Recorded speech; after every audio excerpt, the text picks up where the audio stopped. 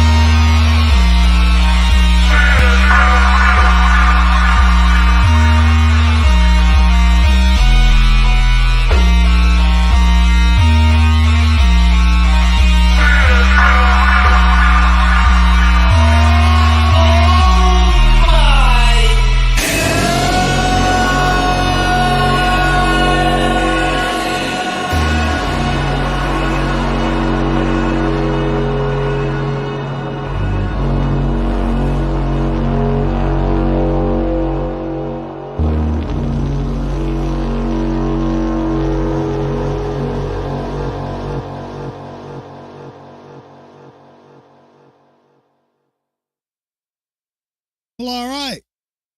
How y'all doing this evening? Hopefully everything's coming through loud and clear. If not, I don't know sign language. Turn the closed caption on. I don't know. Man, in case you didn't know, maybe you're new to this menagerie, but I am South Coast Kane Jordan Page, and this, wow, I can't believe I'm saying this. This is the series finale of the Rise of the Fall series. It's episode 20, 2023. The only thing I could come up with was wash, rinse, repeat. I talked about it this morning. Hello, Miss Katie. I see Cuban Damas got on early and said, I'm not crying, it's the onions. Yeah, okay. Sure. Nah. But nah, again, you know, the big thing about 2023, of course, was the Georgia Tech debacle. All right. I thought about doing something, but I'm like, nah, it's the same thing, you know. But anyway, and also with the intro, I used the Doors, the end. Again, there were plenty of choices I had, but I figured can't go wrong with the Doors. So, first and foremost, thank you for showing up this evening. Thank you for watching this on the rewatch. Be sure, don't forget, again, the check it out corner. The up there in the left, up in the right hand corner. I think it's the right hand corner of the screen. It's right there. Okay. Good folks. Y'all need to check them out. Give them some love and support. And like always, if you know of somebody, a small, I say smaller channel, but you know, just the small folks. I mean, because we all know about the Coach Hayes, the Coach Coops, the You Talk, baby, which they have a show tomorrow night, I believe. You know, we know all about the big boys, okay, but there are a lot of good folks out there.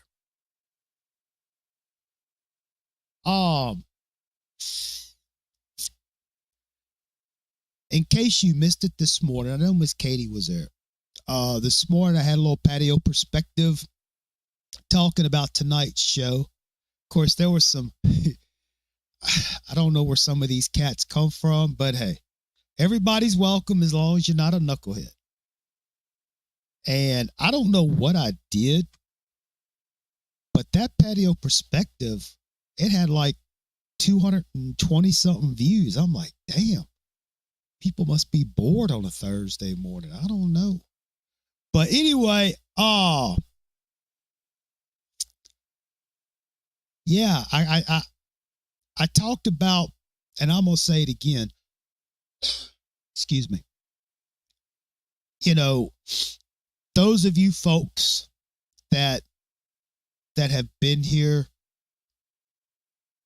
for this series, those of you folks that have taken time out of your life to stop by and enjoy, excuse me, Coke went down the wrong way, that have stopped and join us, whether it's live, rewatch. Yeah, I know. But you know what, Katie? You got to take the good with the bad and the ugly. You know, it is what it is. Anyway, uh, you know, I really appreciate, I really do. And, you know, this channel is, I'm not doing this for the money. Y'all know that. And I'm not trying to say that as a narcissistic, you know, way. I mean, I really mean it, you know, because a lot of these cats on these shows, they tell you all this just because they want you to get their clicks up so they can make their money, which that's cool if that's what they do. But I do this because I enjoy it. And as equally as much as I enjoy the fellowship and all the acquaintances and fine folks that I have met doing this. Of course, yes, Katie, I know it's, I think I'm gonna just, you know, I'm just gonna have to, you know, kind of ignore it. But anyway. So yeah. And I know he's going to be here if he's not here already. But I'm really not much into singling people out. But I want to give Cuban a big thank you. Seriously. He's been here for every show. Except for that one that I recorded because the scheduling was bad for me. But, you know, Cuban's been on every show. He's brought good perspectives. Miss Katie, you've been here. Shad's been here. Studio One. QB's been here. Phil's been jumping on. You know, we also had, you know, some other cats kind of come and go. And I'm not trying to say that anybody's any more special than anybody else, and y'all know that. But I really appreciate Cuban taking time out of his busy schedule in life to take the time to, because I mean, these things go like, you know, 4 hours plus, you know, so, it's really cool. I'd have never, honestly, when I started this Rise of the Fall series, when I was, hey man, you are more than welcome, Cuban. When I started this, and it was a brainchild, if you will. I was in the planning. Yeah, it is. I figured that, you know, probably get about, you know, probably about 5-6 views. You know, the regular old good folks will show up. Nothing major. We'll just talk and, you know, whatever. But it's been doing really well. I'm proud of us, you know, especially with our anti-shoe shiner CCC mentality. And if you don't know, I talked about this also this morning, that the Shad has started this new term, shoe shiners, which is basically another word for, you know, the CCC, the check cashers, the propagandists, promotional people. You know who I talk about. The ones who are going to paint a pretty picture. The same folks that have been painting these pretty pictures of rainbows and unicorns for the last 20 years. You know, it's like last night, I was watching that Coach Hayes show. Cuban was there, I believe. And, you know, I'm just as excited. I'm just as giddy or whatever as Coach was. I really am. But again, I'm very cautiously optimistic because we've heard the same story We've heard the same song for the last 20 years. You know, we hear the same thing. It's always about the recruits are so good. We talk about how easy the schedule is. You know, we talk about, you know, whatever, but it's always the same thing. And the outcome is basically the same thing. You know, the last 20 years, the average record's been like, 7-6. You know, it hasn't been, with that, except for that 2017, but still. I'm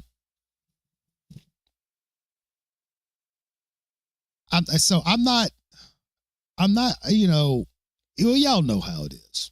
We hear the same thing, get tired of hearing it. Prove it on the field. And speaking of the field, so the new promotional video about the uniforms.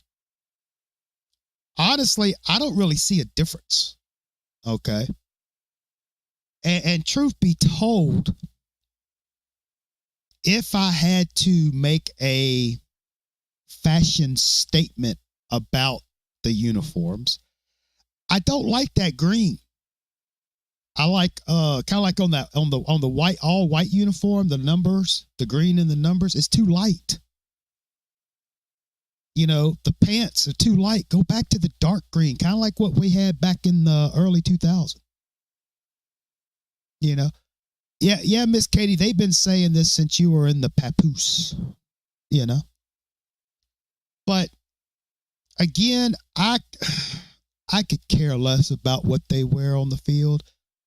Let's get out there, let's get these young men, let's get them some success, some continued consistent success on the field. Then worry about what the hell we wear. Now me, I'm old school. I like the old 80s and 90s uniform. That's just me. But everybody's making a big fuss over these uniforms, but they look the same to me, except for the green's too light. That's just me. But again, it is the middle of July. There's really not much else to talk about,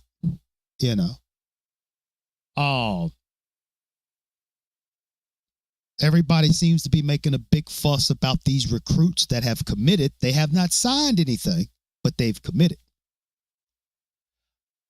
And I'm going to get this star chart up in just a second. It brings out some real good information.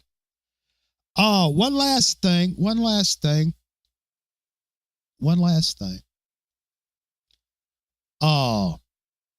It's probably not wise to wear anything dark, Miss Katie, in Florida in August and September and October. It's probably not very wise. That's why I rarely wear any black shirts. It's just I'm not a fan of heat exhaustion, But anyway, I digress. So once this show is done tonight, talking about the future of the channel, I touched on it this morning, but I might take a week or so off because I need to redo my intro. I need to make some additions and kind of spice it up a little bit. Not spice it up, but I need to, because all we've done is for the rise of the fall. But it'll be like it was before. Probably have a weekly show where we can discuss the previous game, kind of touch on the next coming game. Your basic in-season chit-chats, and get back. I hate to say get back to normal, but you know what I mean. Get back into the football season. So before I get to this star chart, let me do what y'all know I'm about to do.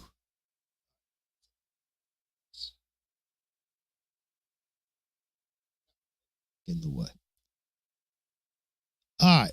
So there's the StreamYard link. Like I said, I'd like to get that going before I open up this chart. So what I did, I'm going to go ahead and bring it up. All right. So what I did, if you can see, there he is. My man, what's up, dude? Who's this? My name is Chef Cuban. What'd you say, chef?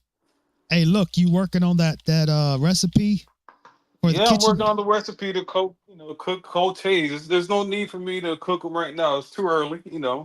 This time will come. So there's nothing, not gonna waste time when it's not needed. So he'll get his proper meal when it's time.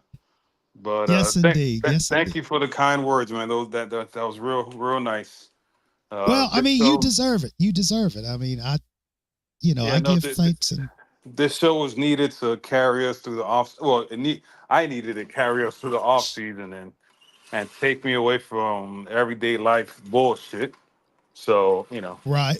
come here and kind of express your feelings without getting called a clown, a manny lover, so on and so forth. So I Right. appreciate you for Right. even having this show because it takes a lot of courage to even have a YouTube channel, show your face and things of that nature. So the fellowship. So from the Yeah. bottom of my heart, I appreciate it. Hey, man, thank you. But, I do this for us because, people like us, okay, we need something like this. Mm-hmm. You can only listen to corporate radio for so long before you have to venture out, Yeah, it's unfortunate and because I can't listen to.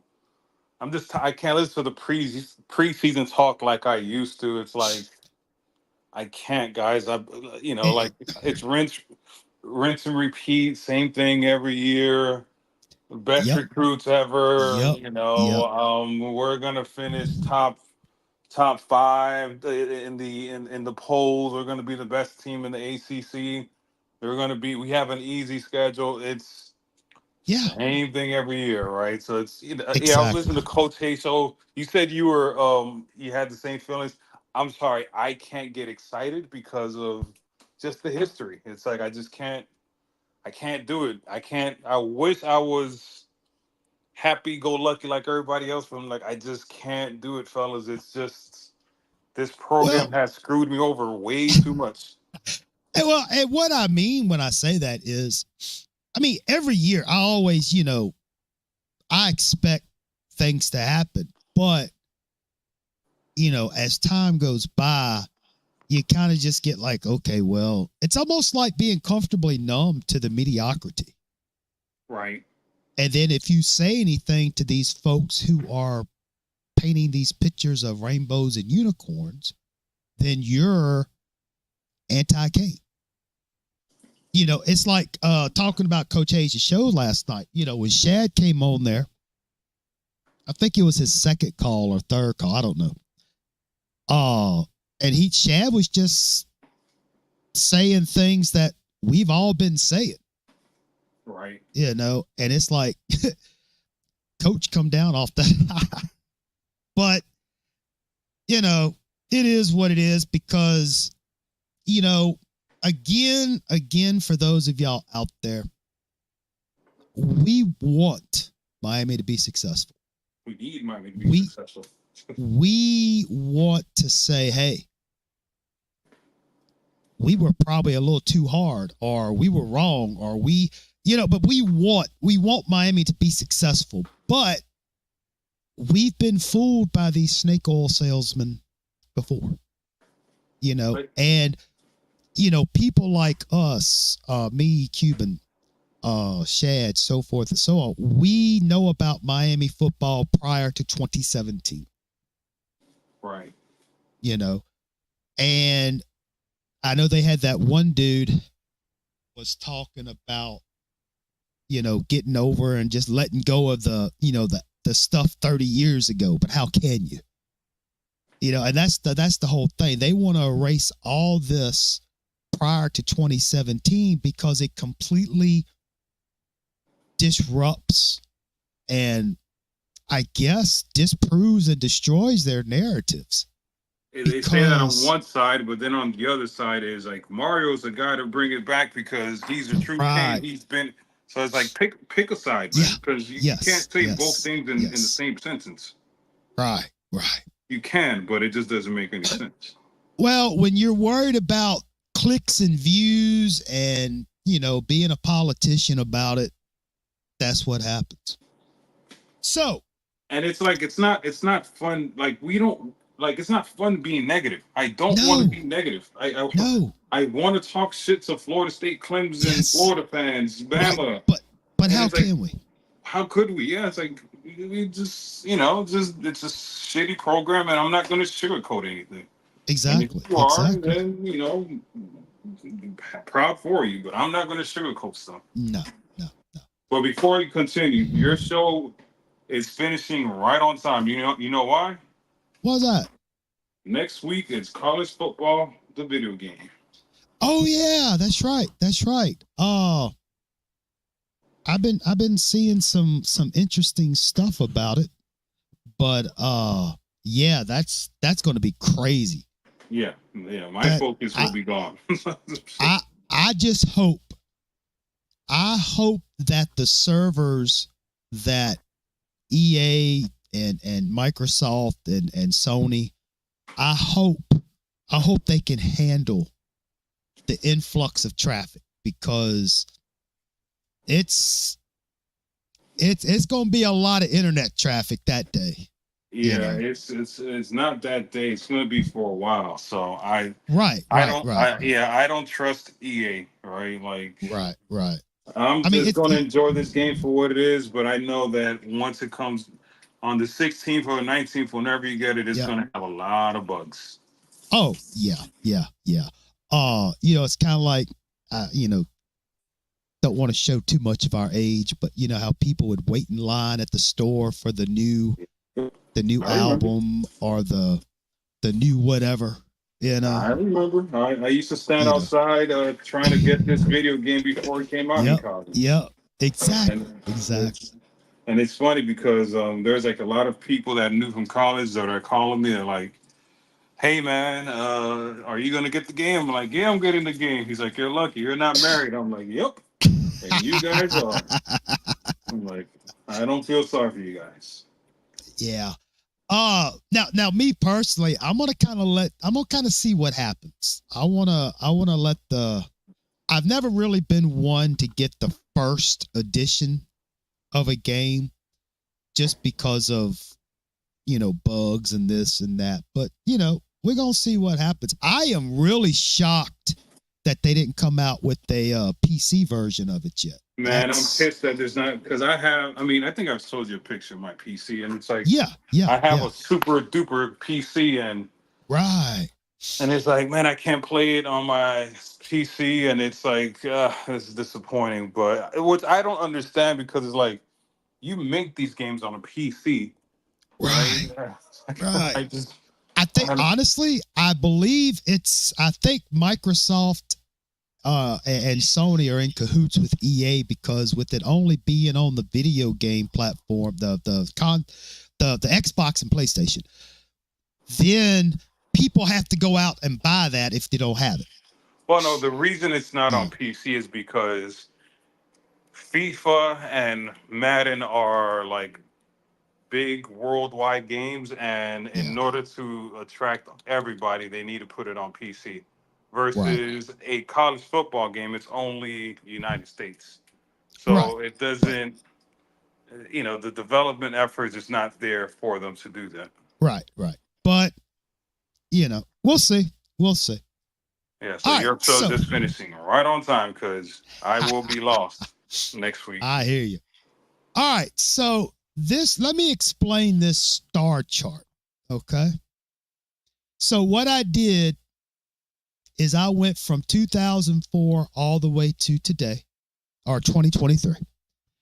And I primarily concentrated on the coastal. All right. But of course, 2004, there were no divisions. 2020, there were no divisions. But I kind of took out the coastal people. And then, of course, in 2023 was the first year with no divisions since 04.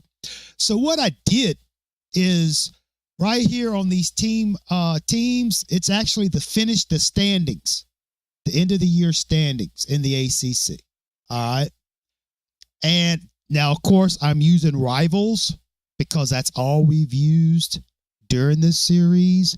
So as a disclaimer, before anybody gets their feelings hurt, I know with other services, recruiting services might have somebody at a 5 or a 2. You know, I know everybody's different, but for the sake of the series and to keep it consistent, I went with the rivals. And you have your 5, 4, 3, 2. I did not do the 1 because I did not see any 1s. So, and this is their overall record of the teams. They finished overall, and this is their ACC, how they finished ACC record. Okay. This is the national class rank for the recruiting class right here. So, for instance, let's take Miami in 2004. According to rivals, they had 3 5-stars, 10 4-stars, 9 3s, 6 2s. That was number 4 in the country. All right. And this right here is what Miami did against the teams, like they lost against Virginia Tech, beat FSU. Now, you probably ask, well, why are you doing this? Because it's funny, because the other day, QB had reposted or retweeted or re-X'd or whatever you want to call it, somebody talking about 2016, and I saw people talking about, you know, how Kaya wasn't any good and all this. And I'm like, I started thinking, I'm like, you know, I've been sitting here saying it, Cuban, you've been saying it, a lot of us have been saying it, that Miami has had the talent, you know, and we never really proved it. And when I say prove it, I'm talking about putting numbers on the board, putting the stats up, because that's what we're all about on this show, putting up the stats. Okay. And I'm like, well, shoot, might as well go and let's go ahead and pull these numbers up. Let's do it. You know, hello, Miss Ellen. Always a pleasure to have you here, Miss Ellen MVP. So now, one thing about this, you know, like the 04 recruits, we're going to have to go a couple of years ahead to see how it pans out. But, you know, one thing that I noticed is, you know, when we get to the coastal, okay, 2005, Miami had the number 7 ranked class. All right. Virginia Tech was 14. Virginia was 19. They actually had a 5-star. But then, you know, the Georgia Techs, North Carolinas, and so forth. All right. Now, the Georgia Tech, because, you know, Georgia Tech has been a thorn in our side for a while. Okay. So in 2004, Georgia Tech had 1 4-star, 7 3-stars, and 1 4-star, 1 3-star, 3 3-stars, and 20 2-stars. Seriously. Which was the 56th ranked class in the country. Okay. Miami had number 4, number 7. And in 2006, Miami loses to Georgia Tech. See where I'm going with this? You know, and it's just fascinating how basically in the Coastal, now I didn't do the whole ACC because we primarily, this is the easy schedule that Miami has, you know? And it is just fascinating how Miami can be up there. You know, for instance, let's take 07. Okay, Miami had the number 19 class. I mean, you had the 5-star, you know, coming in. Previous years, you know, a lot of 4 stars, a couple of 5 stars in 05. Okay, so looking at 07,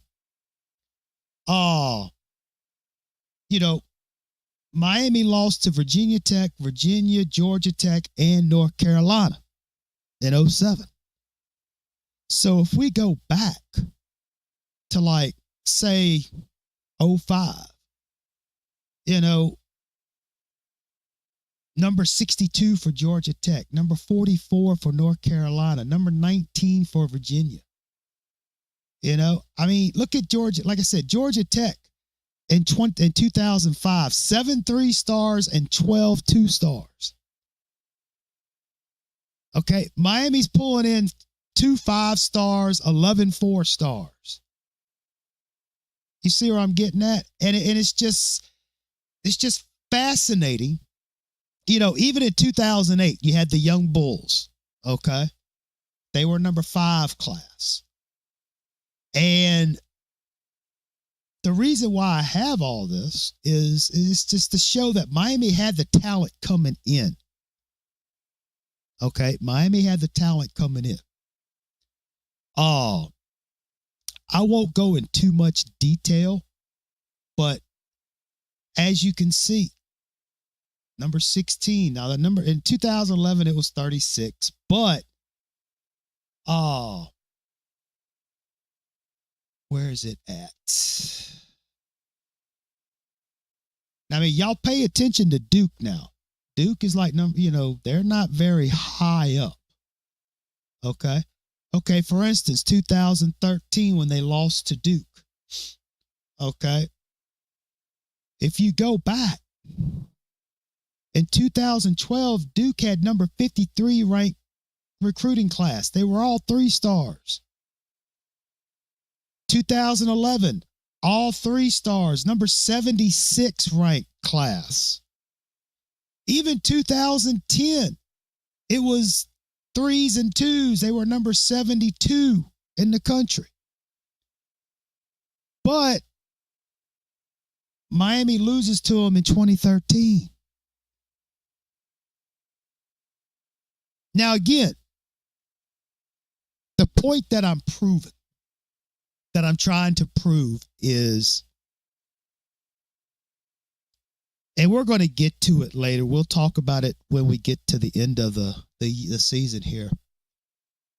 But to me, that proves that the rise of the fall lays on the shoulders of the coaching staffs.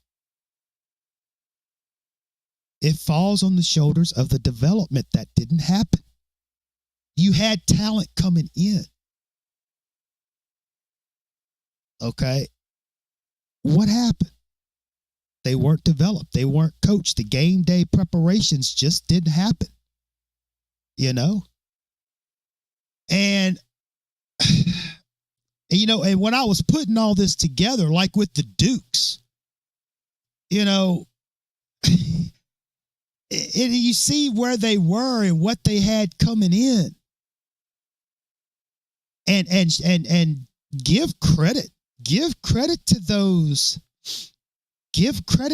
teams. Exactly, Katie. Give credit to those coaches on those teams. They took what they had and they utilized that for their scheme, for what they were doing. You know? So with all this goo goo gaga over stars and this talent and that talent, it really hasn't helped Miami in 20 years. You know, we can go, you know, further down the line here. Matter of fact, I tell you what, let's do this. Let's get into the Mario era, shall we? I know 2022 did not count for Mario, but he was still the coach. He's still responsible for the success of the team. All right, so let's see, 2022. So let's go to about, we'll look at 2019. So in 2022, Miami lost to UNC, Duke, and Pitt. All right.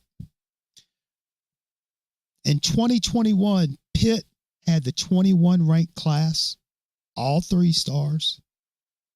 North Carolina had number 15. They had a little team building. All right. You know, Duke is sitting there at 58. Georgia Tech, 48.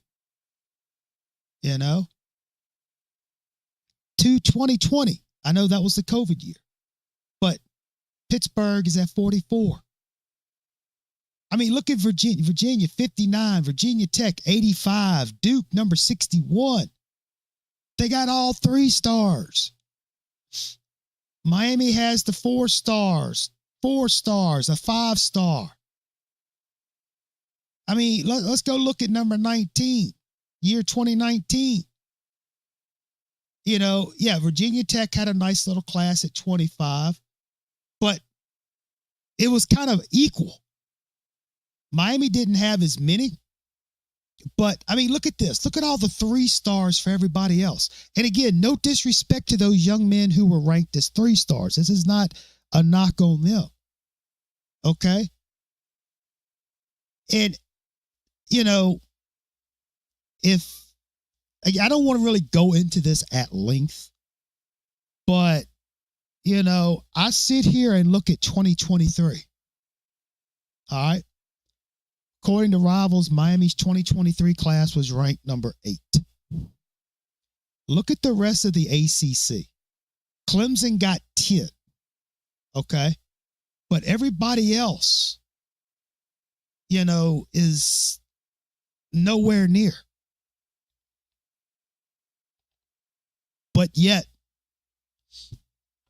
Miami can't seem to beat these teams.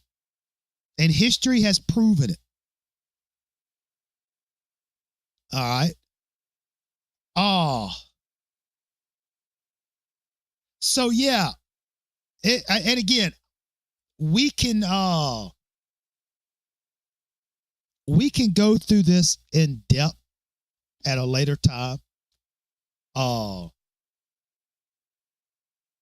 If anybody would like a copy of that PDF, I will be happy to share that with anybody. But it just, as I was going through it, and I kept putting in the star rankings for the player star rankings, and then putting the team rankings out, and then seeing where Miami lost to this team, lost to that team, and it's like, I don't get it.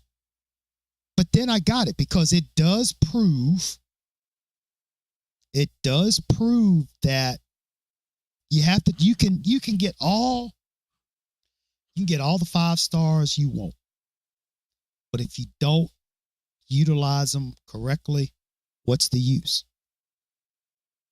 So anybody that talks about how Miami didn't have talent coming in for the last 20 years, I'd have to say, I don't think you're right. You know,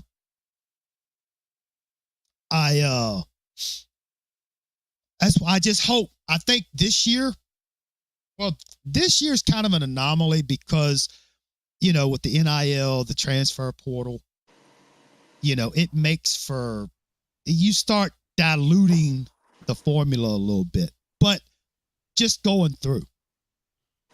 This is why I don't take, everybody's like, oh, we're recruiting better. It's like, there's only two teams that recruited better than us in the ACC the whole time, and that's Clemson and Florida State.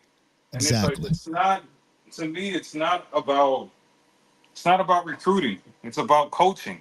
And Yes. we've had Yes. city coaches the past Yeah. 20 years, whatever you want to say. So that's why, when people start, oh, Mario's bringing the recruits, I don't, it's sad because like I don't get us excited about the off season anymore. I'm like, I don't care about. We could have Joe Montana coming in as a recruit. I'm like, is he gonna get coached at Miami? That's what I care about, Right. So And again, it kind of all ties into all you're hearing is all these recruits committing, not signing, committing, and how easy the schedule is. But yet history has dictated that you can have a team full of 3 stars and they still beat Miami. well, this is my thing, right? Everybody is saying Mario is recruiting great, right? And I'm sorry, I didn't address the picture thing, right? The new uniforms. But if you notice, with the new uniform, there was only one Mario recruit in there because we're saying 2022 didn't count, right? Because Yeah. if you take out 2022, it'll be 2 Mario recruits, but it's really one, right? Right. So it's like even this great recruiting we're doing, we're not even playing the player. They're not even playing. Right. So Right. to me, Mario knows he messed up during recruiting, so he has to go get all these players because he's like, oh, I screwed up in recruiting. My opinion. Yeah, and we touched on this. I think I touched on it. That you have these coaches at schools. They have a system. They have a scheme. They have an identity that they want their team to have, offensively and defensively. And they go out and get the players that are going to match that identity. And they coach the kids up. You get those kids that want to be out there. They working their asses off. There's a system. But yes, like Katie says, Katie says, look how selective UGA is with Portal. Kirby won't screw up the team chemistry with a bunch of mercenaries. And unfortunately, since Larry Coker took over, it's like they go after the stars. They're stargazing. You don't really go after that diamond in the rough that could, help the team. It seems like. Because if we don't get 5 stars, well, we just don't have a recruiting class. But yet other teams in the Coastal, they can get the 3 stars, but yet they seem to get them get together and they win. They beat Miami anyway. Name me a 5-star that did good at Miami. I have one. You gonna put me on the spot. Kenny Phillips. I was gonna go around that time. Yeah. I thought he did real well. Yeah. I'll agree with you. So, this whole, we're getting elite recruits. I'm like, I can't even remember, like, I don't even think Andre Johnson was a 5-star. I think Andre Johnson was like a 4-star. Yeah. Right? Yeah. Yeah. Like, and it's all about development. I don't care about these guys that are 10 stars. I don't give a damn. Leon, who was it? Russell Maryland came from a JUCO, or was it Russell Maryland? Who was it? It was the other guy, Cortez Kennedy. Cortez, yeah. Yeah. Cortez Kennedy was a late ad. Ray Lewis was a late ad. It's like Ed it's Reed not. was late, you know? I Ed Reed mean, was a 2-star, whatever, right? It's like yes, it's not yes, about, it's funny because it's like people's like, oh, it's not about stars, but it's only stars matter with Mario only, right? And I'm like, man, you guys are annoying. one exactly. one day you say is this, the other day you say this. It's like, oh, we want to tout Ed Reed and Ray Lewis when the argument is there for them, but it's like when it Yeah, really applies, it's like we've never had a quote unquote 5-star to be a Hall of Fame or whatever. That's not this program. This program gets the 3 to 4 stars and turns them around, and they're amazing. Sorry, exactly. DJ Williams was a 5-star. Okay. But But let's think about the yeah. other 5 stars. Carl Wright, Oh, um, yeah. Uh, Reggie Youngblood, Central Henderson, yes. Marcus Fortson, Yep. James Williams, Leonard Taylor. I'm not a Hurricanes fan. I just play one on TV. But these guys didn't turn out to be what the ratings were. So And a lot of it too, again, the coaches, they bring those 5 stars in hoping that they just come in and just you don't have to really do anything with it. was Duke Johnson a 5-star, or was he like a 4-star? I think he was a 5-star. I think Cooper was a 5-star also. No, Cooper wasn't a 5-star. He was one of those fake 5-stars, not a. Okay. Yeah. But again, different different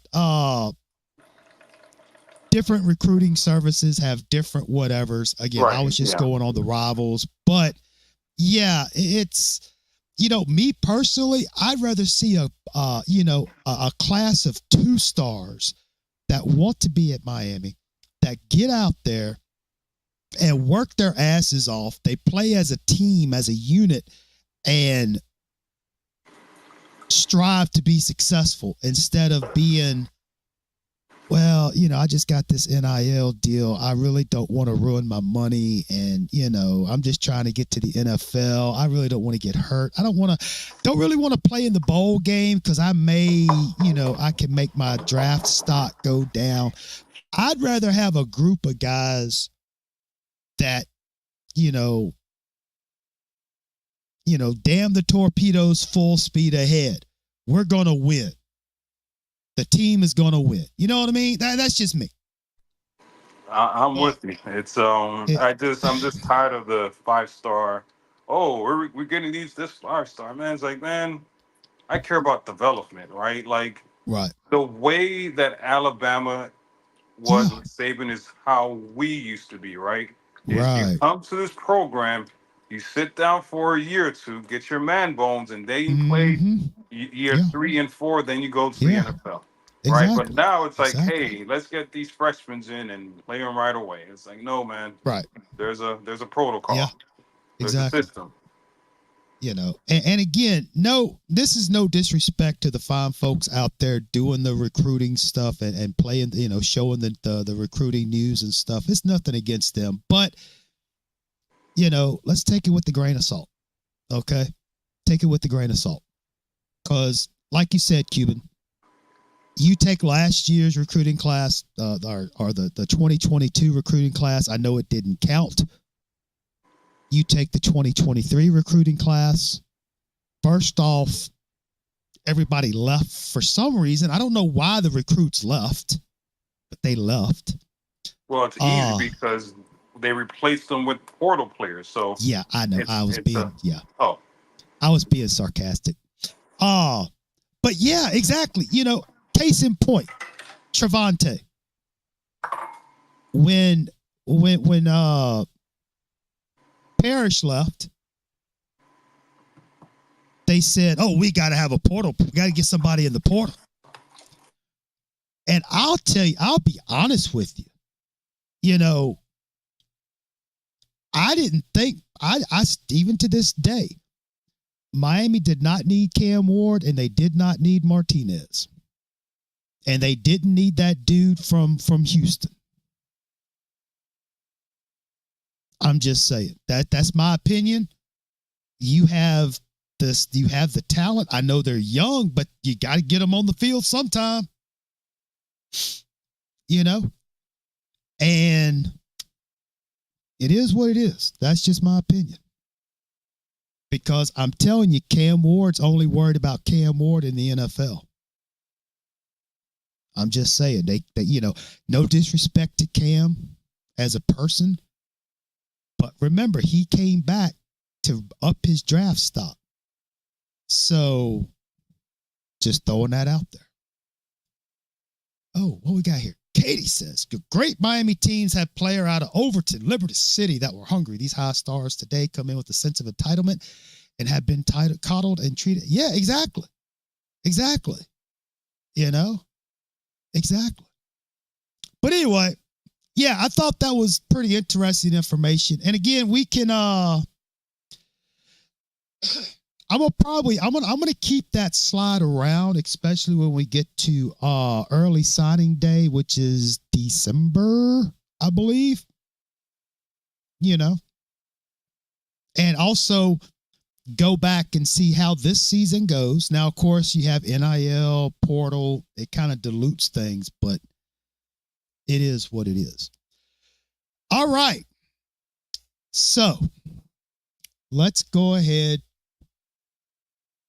Let's talk about 2023, shall we? So a quick recap, like we always do, of 2022. Of course, Mario was his first year. He comes in 5-7, finishes the season 5-7, 3-5 in the ACC. I'm going to go on record because, as Cuban has said before, history is being recorded, so I'm going to say it. In my opinion, 2022 is the most embarrassing season, in my opinion, for Miami Hurricane football. That's including 97, 98, you know, the year we closed, the Orange Bowl was pretty bad. Yes, but as a season, you know. Yeah, actually, I take that back. Yeah, we didn't get blown out by Middle Tennessee State and Duke that had a first year head coach and that nature. So yeah. Right. Now if it wasn't the most embarrassing, it's in the top 2 or 3. But you know, there were no obstacles, no excuses. There was nothing. And like I said earlier, it was the last year for the Atlantic and Coastal having divisions in the ACC. Now it's all together. Top 2 go to the championship. And basically, in my opinion, 2022 was just a train wreck. It was a complete dysfunctional dilemma. You know, we had all these all-star coaches. You had all these chefs in the kitchen trying to make, you know, a pot pie, but nobody would get out the way. A lot of egos on the sideline. And it was what it was. So 2023 comes along. One thing I do remember in the preseason was the deal where TVD Tyler had hurt his hand, his thumb, his finger, something. He hurt something in his hand, like in sometime in the August practices. But of course, it was never disclosed. You know, nobody said anything. That cloak and dagger crystal that we have at Miami. So, y'all know how we do this? Looking at the close when we started losing. Yeah, exactly. You notice there's always an out. They always give themselves an out. Yep. Always an out. They never take responsibility or take ownership. I mean, dude, you're the head coach. You are the captain of the ship, man. You are the general of the army. All right, I digress. All right. I mean, I know we're not supposed to talk bad about Mario because he is the prodigal son come home, but sorry, dude. I've seen a lot better and a lot worse come through. All right. The coaching staff, as you can see, that killer instinct, head coach Mario Cristobal and his little buddy, it's kind of like the skipper and Gilligan, his little buddy Alex Mirabal, offensive line coach. Damn tie bigger than he is.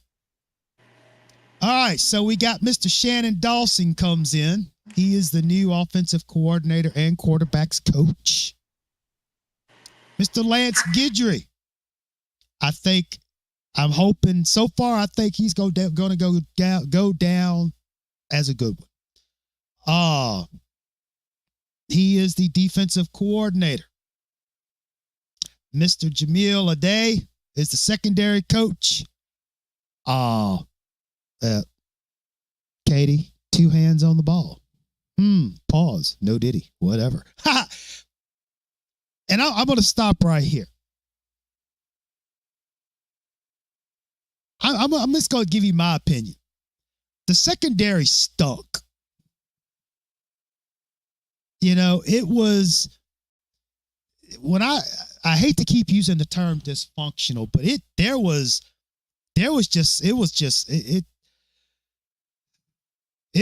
bad.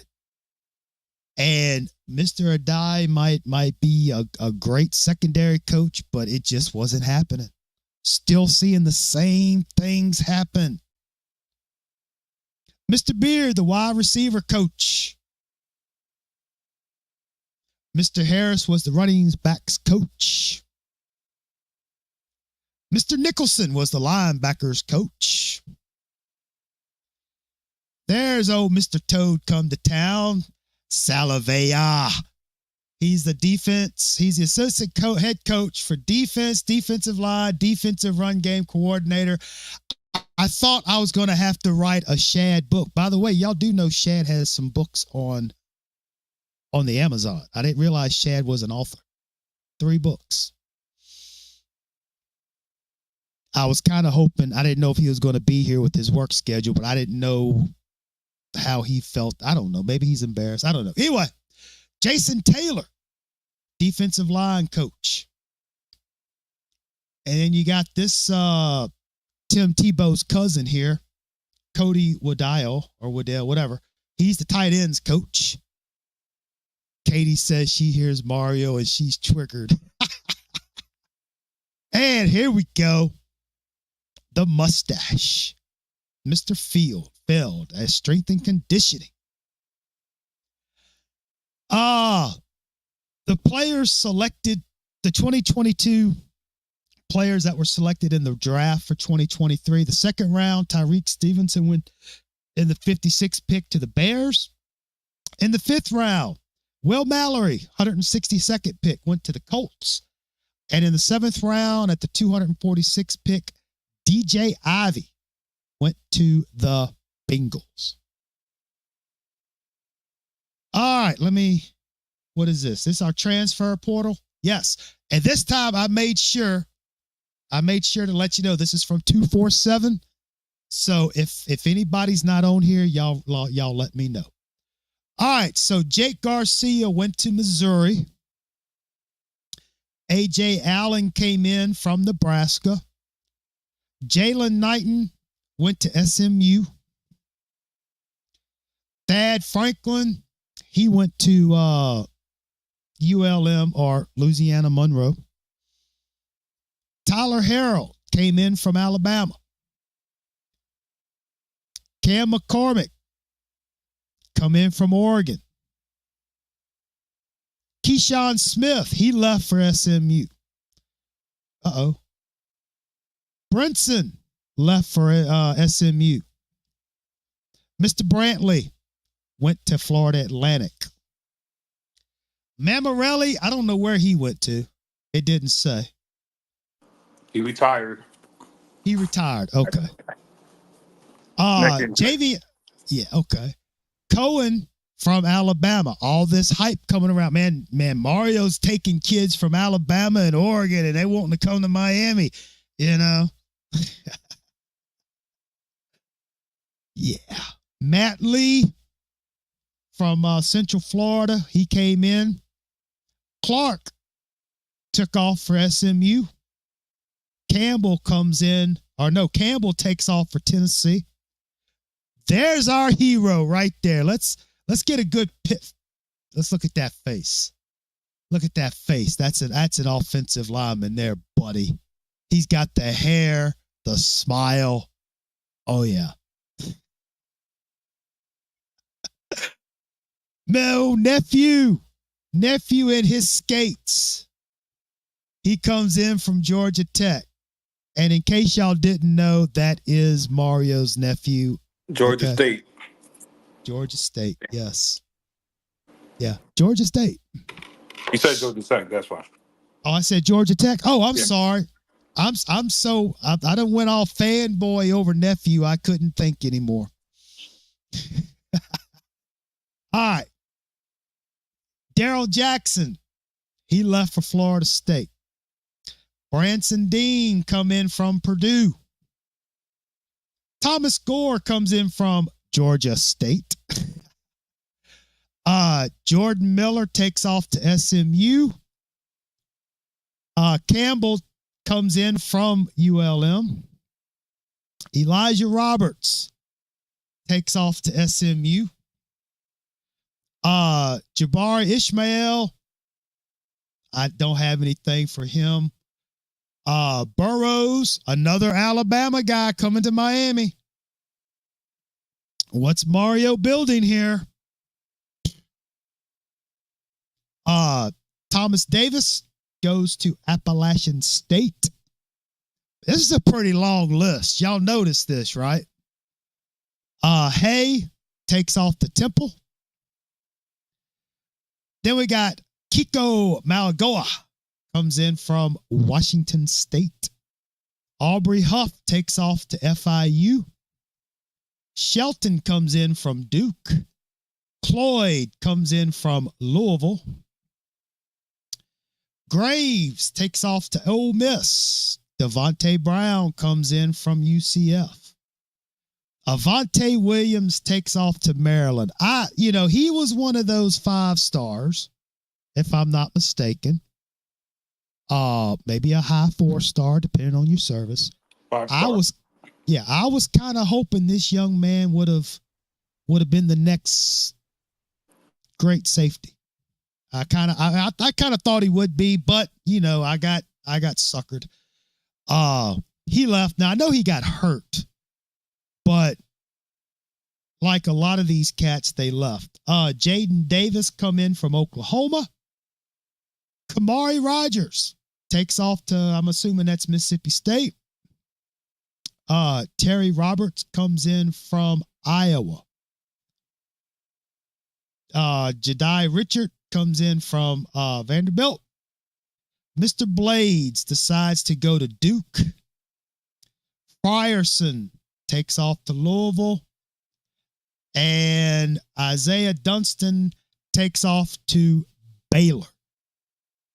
That was a long list. I have a question. Go ahead. These past 2 years, 2022 and 23. Yeah. How many of the Porter players made it to the NFL?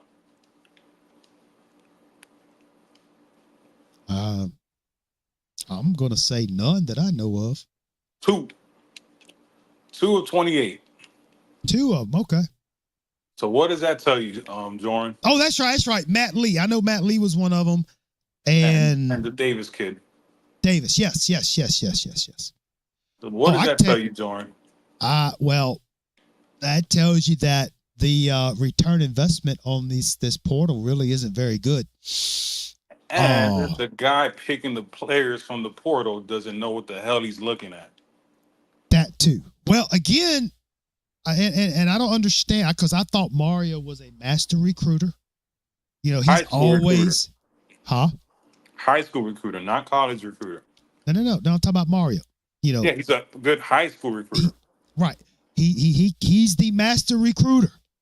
And then he became the portal guru. Now he's back to the master recruiter. but yet you got all these new hires in the recruiting department at the athletic department. All the talent assessors and all this and that. Oh, interesting. I did not know this. One What's of the that? guys from Kane Sport Okay. was kissing it, good ass, and he got hired by the Hurricanes. So if you kiss good ass, What? Kane's Insight, Kane's Sport, Kane's whatever, if you kiss good enough ass, Mario will hire you. Well, hell, let's change our tune, man. Nah, I'm joking. I'm joking. Cause as soon as Mario's gone and somebody else comes in, they'll all be out of a job anyway. Yep. So yeah, and that's probably why those cats do it. They do all that BS just to get in there, but who cares? I can't get mad at them. That's just no, not I'm something not. I won't do. That's no. not. I will never respect you.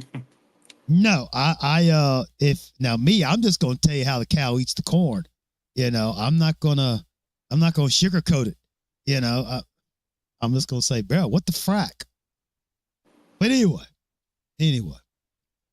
All right. Recruiting list. The incoming freshman. All right, so this is in 2023. Rivals had this as the number 8 class in the country. Number 8. Freeney, Kirk, Brown, Fletcher.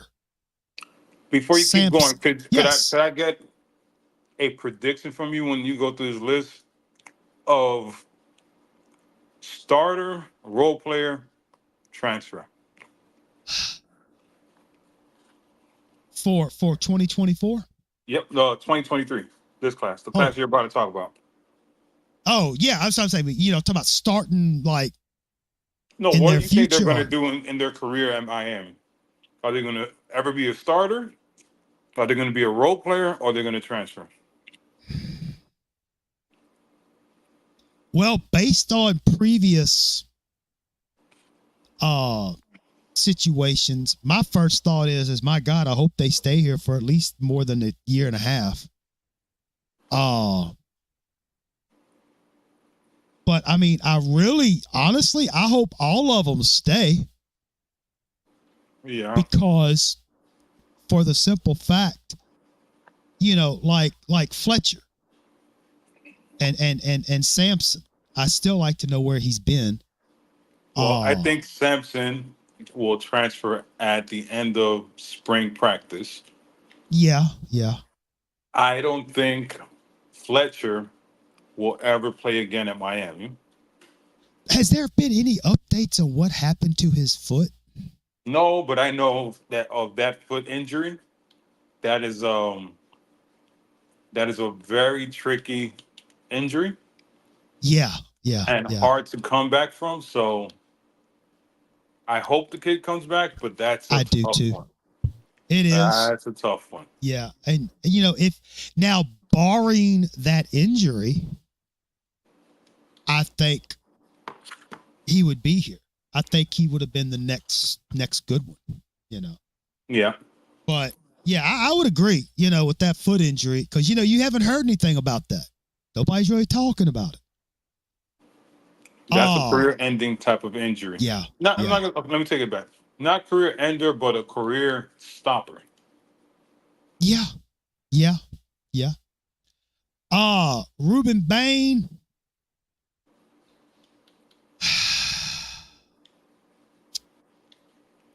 If he does stay, he'll only be here for 2 more years and he'll jet for the NFL. But I think this year for Ruben is going to be a pivotal one, because from what I saw in 2020 what I saw in the highlights in the game stuff I saw for 2023, yes, he was getting a lot of double teams. Okay. At the end of the year. Right. But if if Guidry can't get some kind of scheme to where, because you have all this other talent on the defensive line, get it to where, if they do decide to double team Bain, well, then you got 2 or 3 other guys that can get in there. And with that, they don't double team him. And Bain's able to disrupt and get the tackles and the sacks and all that stuff he wants. But I hope he sticks around. I really do. But if he doesn't really have the stats or doesn't really, I don't want to say get much done. I could see him leaving for a Georgia. Yeah. I was going to say Alabama or Georgia. Yeah. But you have to be very careful there. Yes. Chris Johnson, a nice little speedster. I think he's going to transfer. Yes. I think, honestly, I'm surprised he's still here because, again, with, Chris Johnson, Trevante, and who was the other running back? Chris Humphreys, Hellcat. He just come in.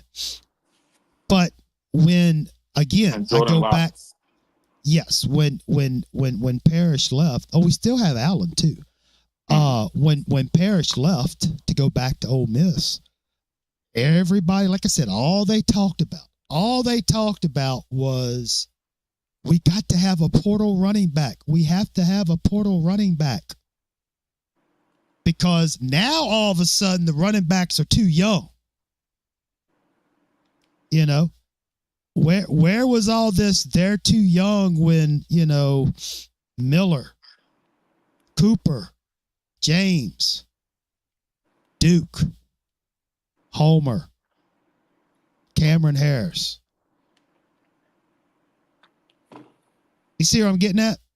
Yep. It's amazing how the rules have changed all of a sudden. Yeah, I know, Katie. Citizen had that knee injury. I know, but I still would like to have seen what he could have done on the field, but it is what it is. But the point I'm really trying to make is before pre-Mario, the running back room we had would have been more than sufficient.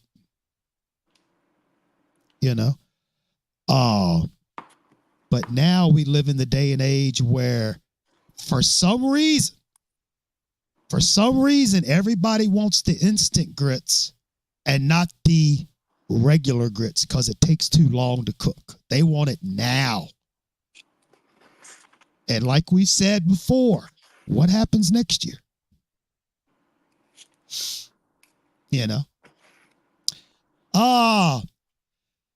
Okay, where are we at? Johnson. Okay, Horton. He will never play in Miami. I'm going to probably say no.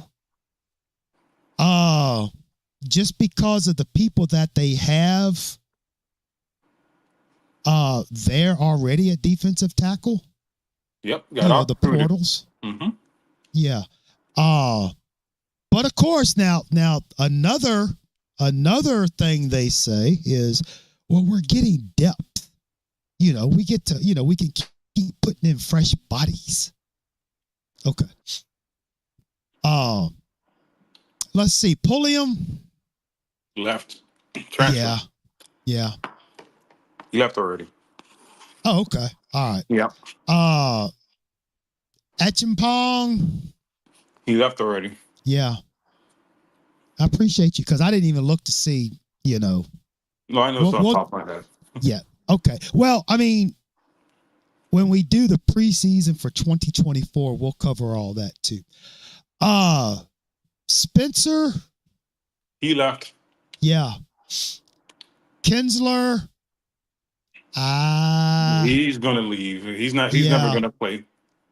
Yeah, because with him being 6'6", 320, he's up there at a 5-star, a 4-star. Yeah, I mean, I'm sure he will. Malik Bryant. He's gonna leave. And Aguirre. He's gonna play. He's gonna be he's gonna play. He's gonna play. Jaden Wayne. He left already. Yeah. You catching my drift? Now, yes. This is why we do this. That's why I'm glad you're here. And of course, Malgoa. He's gonna start. Oh yeah, and I will say this. We have to be careful there. His brother leaves this year. Mm-hmm. Will he follow his brother to another? His brother's going to the NFL, but will he stay here? I think he will. As of right now, I think he will. Again, it depends on, because I mean, in 2023, he's a true freshman. He made freshman mistakes. Okay. He did some good stuff, but he still made freshman mistakes. Right. And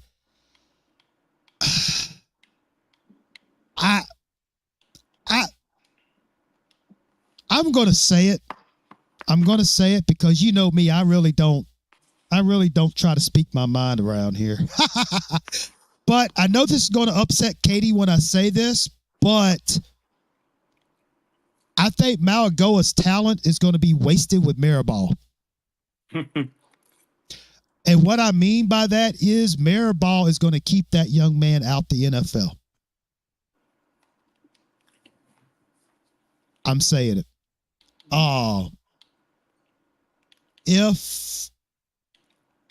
If things don't get better,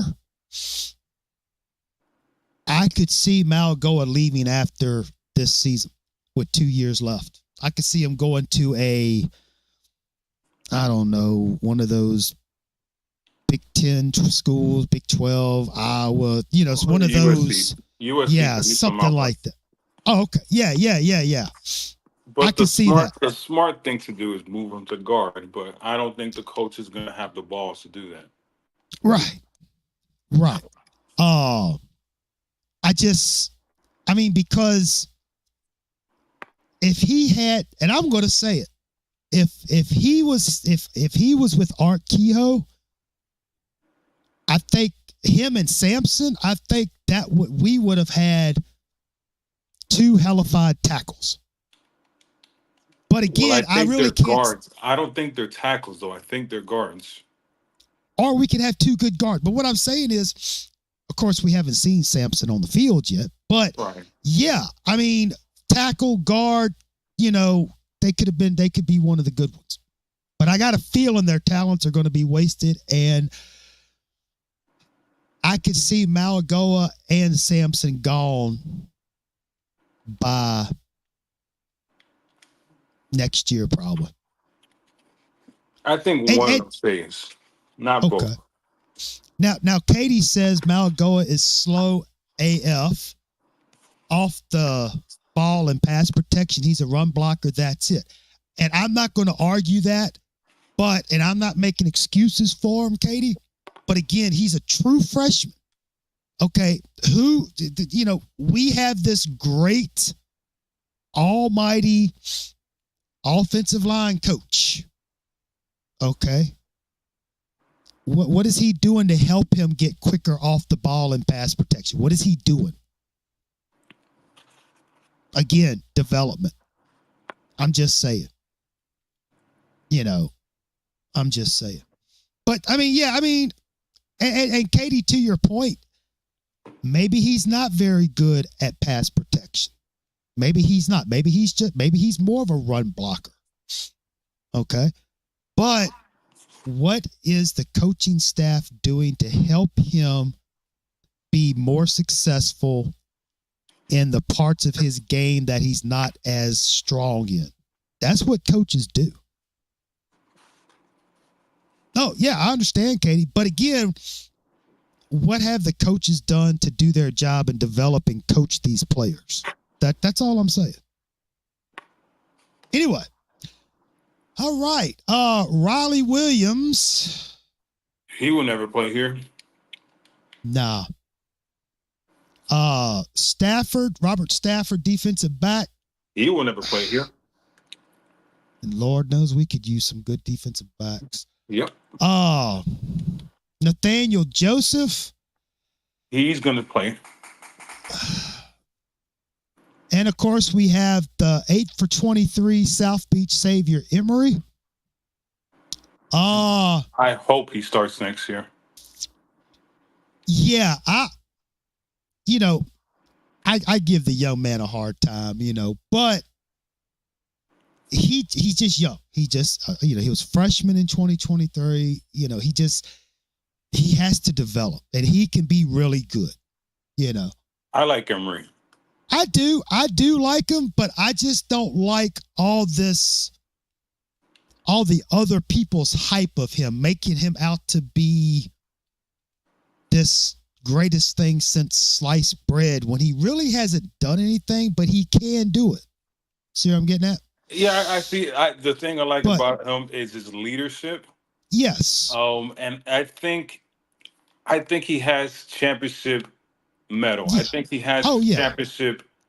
I'm not saying he's a number one draft pick. I don't want nobody to ever confuse. I don't think he's a number one draft pick. Okay. Right. So for everybody to start, I don't think that. I just think he's like the quarterback from UGA, the Stetson kid, right? Yeah. He's gonna win you games. He's not gonna be flashy. He's not gonna be anything spectacular, but he's gonna lead your team to a championship. He could probably be the next Steve Walsh, Craig Erickson type, maybe. Right, and that's why I wanted him or Ja'Curry to start this year, because exactly, if those, just take this year as an L, right, and then next year you go for the championship. That's how it used to work. Yeah, but again, what do we know? All right, Frankie Tanalau. He will never play here. Tanalau. He will never play here. Yeah. Robbie Washington. Robbie and Bobby. Role players. Yeah. Again, these were two other highly recruited or highly touted recruits. Right. That,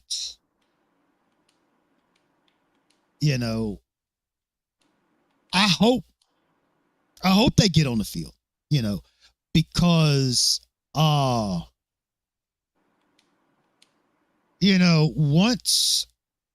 Kiko leaves, what do we have at linebacker? I don't know, but there's a point that I have to this to prove to everybody. Or is the list done, or you still got more? That's it. Trip was it. That was it. Yeah. So what this tells you is all this Mario's an elite recruiter. Miss me with that bullshit. A lot of these players are gonna leave or never play here. So this is not. I know this is the number 8 recruiting class, whatever. Yeah. A lot of these kids are never gonna play. They're not. I know. They're not even Miami material, right? So it's like, again, I keep hearing he's an elite recruiter. Right. I don't even think 40% of this class is going to have any impact. No, I'll say about 60% of this class will never have an impact at this program. I think that's a fair assessment. All right, so Katie chimes in about the Emory. She says Emory will be the greatest scout team QB in Miami history. Letting JB go was a huge mistake. Watch what Malzahn does with JB. And I can see what you're saying, Katie. Because if Ja'Curry could have played this year, that would have gave Emory more time to develop.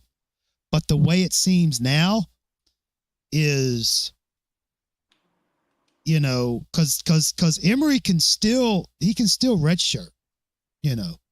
He lost it Paul, as a backup, Jordan, you're gonna make me cuss you out in No, hear me out. Hear me out. What I'm saying is, if Ja'Curry would have stayed, okay, you can allow Emory to develop even more. And we didn't really need Poffenbarger either. I agree. But, you know, you can let those two develop. You could let those two get better. Let them take their lumps. You know, even, you know, like Jakari Harris, as many mistakes as he made some good plays too. But I got a bad feeling, though, next year they'll be shopping for another portal quarterback. You right. know? And this Or, is go ahead. Or they're just going to throw Emory to the fire. I'm just saying. So this is what I was going to say. I know he's not here. You know, he was fired, so on and so forth. But like I keep telling everybody, Manning had the right script. His quarterback came in, and what did he do, Jordan? Redshirt. Yeah. Redshirt him, right? Yeah. Right. It's like he had the right mindset, just bad execution. Oh, And I yeah. think this guy here is just doing whatever he's folding to the pressure of the fans and the Yeah. Yeah. boosters Right. Right. versus Right. saying, "Hey, I have a 80-year contract. You guys cannot fire me. I'm going to take my time Right. and do this slow." Right. Right. Well, I even go back to like Golden. You know, I think if Golden didn't have D'Onofrio, Golden would have been a lot more successful than he was. I just say that, you know, because, you know, he had pretty good recruiting classes. He had some talent coming in, you know, considering all the crap that was going on at the time. But yeah,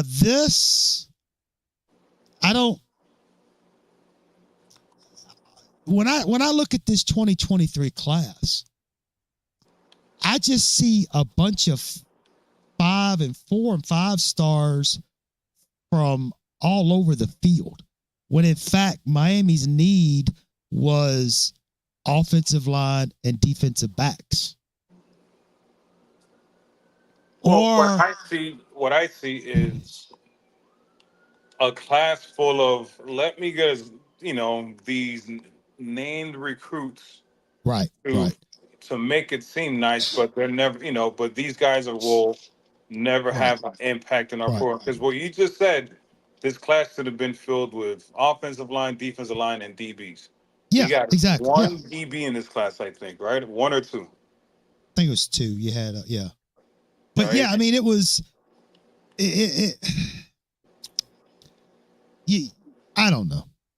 I'm sure he knows what he's doing. I hope I so. don't think so. I don't think so either, but I hope so. I mean, look what he did at Oregon. He brought That was luck. Oregon. That was I lucky know. I because know. because USC was down. Yeah, I know. Plus, it was the Pac-12. They play a whole different style of ball over there. All you got to do is have offense. Well, name me another good team in the Pac-12. You really, you didn't. And Did it? if you remember, the Utah was a thorn in Oregon's side, right? But Utah had a whole bunch of 3 and 2 stars. Exactly. Little gritty team full of those 2 and 3 stars, i.e. Georgia Techs, the Dukes, Virginias. Do you see a trend forming, people? Do you see a trend? I'm just saying. All right. So let's take a look at the offensive depth chart. Now, when I was again cloak and dagger Cristobal, I had to kind of go to the game cards for each week and then kind of find a depth chart because they didn't have an official one out. Bastard. So you got TVD, Brown, and Williams, and then running back, Parrish, Fletcher, Allen, Chaney. And then wide receiver, Colby, Latson, Horton, Kirk, Restrepo, Joseph, Burchard, Jacoby, Tyler, Redding, Robbie Washington. That, my friends, is a hellified receiving room right there. A lot of potential, a lot of good folks in there. But anyway, tight ends. Hopefully they're utilized more now, but it is what it is. Offensive line, it wasn't too bad.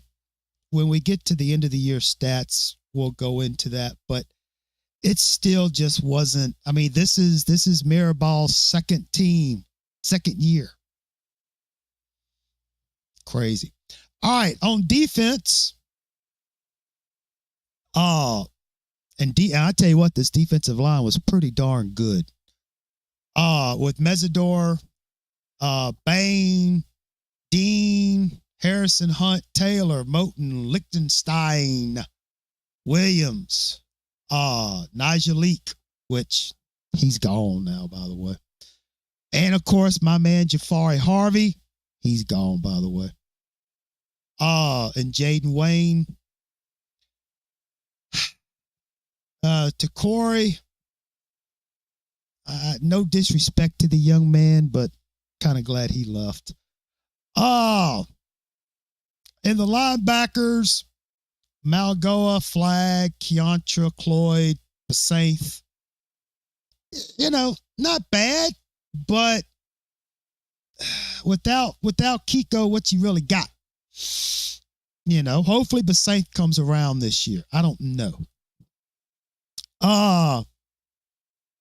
And these poor cats in the secondary. Look, Cam Kinchins, no disrespect to this young man, no disrespect to any of these young men. He had those interceptions and stuff, but these guys needed more coaching, more development from the coaches. They looked confused. They were out of place, not disciplined, blown coverages, etc., etc. I'm just saying. Okay. Oh, man, that's an easy schedule. We ought to beat we ought to win at least 10, 11 games. That schedule easy. Y'all know that's what they were saying. Rinse and repeat. That's what they were saying.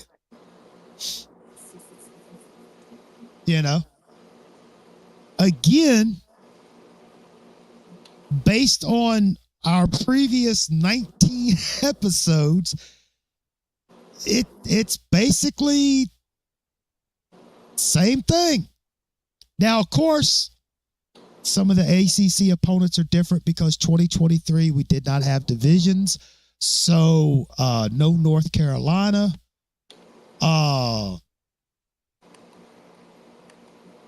Or Virginia Tech. You see. But, we did pick up some other ones. Of course, you still got North Carolina. Of course, you got Clemson comes to play. NC State, Louisville, and Boston College. Yeah, Katie. It is what it is. And the sad thing is, if those defensive backs, Kitchens and Williams and et cetera, if they would have been developed, I think it would have been even better. But poor Williams just, he played with his emotions. But anyway, so yeah, looking at the schedule,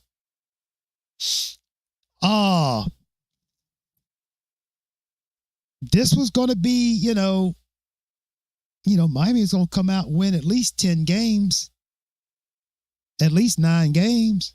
That's an easy schedule. People were looking at the A&M game, Clemson and Florida State. They thought we were going to beat everybody else. People said we were going to go 9-3, 10-2. It's an easy schedule. I have an admission to make. My prediction for this season was if we beat Texas A&M, we're going 11-1.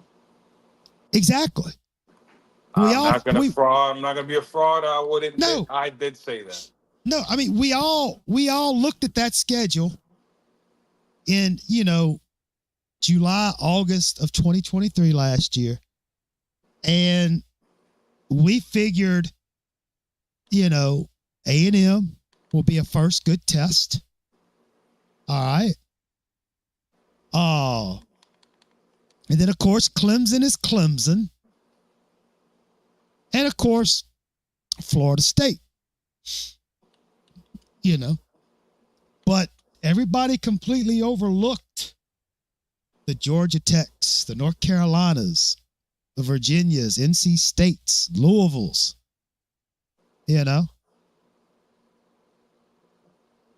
because if anybody's been paying attention for the last 20 years since Miami joined the ACC, Georgia Tech and Virginia were not locks. Those were not an easy win. Hell, Duke wasn't even an easy win, a guaranteed win, I should say. And then now, you throw in the NC State. Oh, now you got the Louisville. You got Boston College on the Friday after Thanksgiving.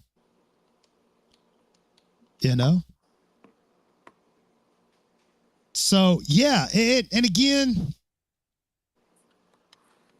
just like then, people are saying the same thing now. And yeah, Cuban, I agree with you. I thought at least 9-10 wins. It all depended on A&M, Clemson, and Florida State. All right. So that was the preseason.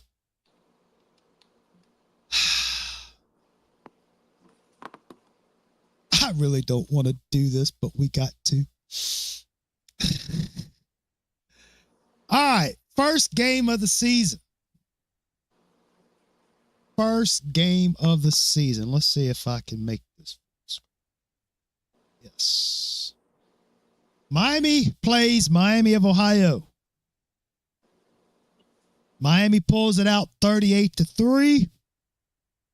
The team actually looked pretty good. It was never in doubt. I know there was a lot of talk from the I think that quarterback for the Red Hawks. I think he was talking some smack, as the cool kids say. But yeah, it was like, hey, this is looking pretty good. So as you can see with the stats, Miami had Did it almost. really look that good the first game? It looked better than the first game previous seasons. I mean, We just ran the ball. right. So, But it was, I'm not saying we looked national championship contenders, but it looked like we might be able to work with something. One thing that I said about that game is the offense was unpredictable. Like, I couldn't tell what they were going to do next, which was a good thing. I don't know Right. what the hell happened to that offense. We're going to get there. I'm sorry if I'm We're going to, no, it's okay. It's okay. Now, I made me remember, we have to be in the mindset that this is the first game. We haven't played any other games yet, But, I mean, you have to admit, though, having the 250 yards rushing was like, damn. Again, it was Miami of Ohio. Okay. It was, it wasn't like we did this against, say, a Florida Gator team or anything. Of course, Miami was 20-25 with an interception for 243 passing. Let's see here. No fumbles, so we just had that one turnover. They had some penalties, but it wasn't really that big a deal. I get my notebook out. Let's see what the frack I'm doing here? All right, here we go. Third down conversions, 3 of 7. You know, I mean, it's under 50%, but it was only 7. But Miami of Ohio was only 2 of 12. So, you know, they scored every time in the red zone, 2 touchdowns, 2 field goals. So, all right. So looking at the numbers here. So Parrish comes out in his first game, has 90 yards on 9 carries. Fletcher, 76 yards on 9 carries. Allen, 47. Cheney, 38.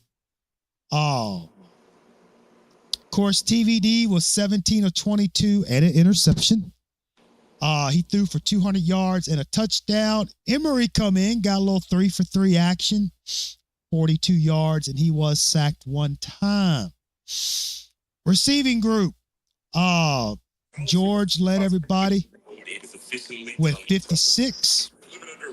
Restrepo had 68. Colby had 79.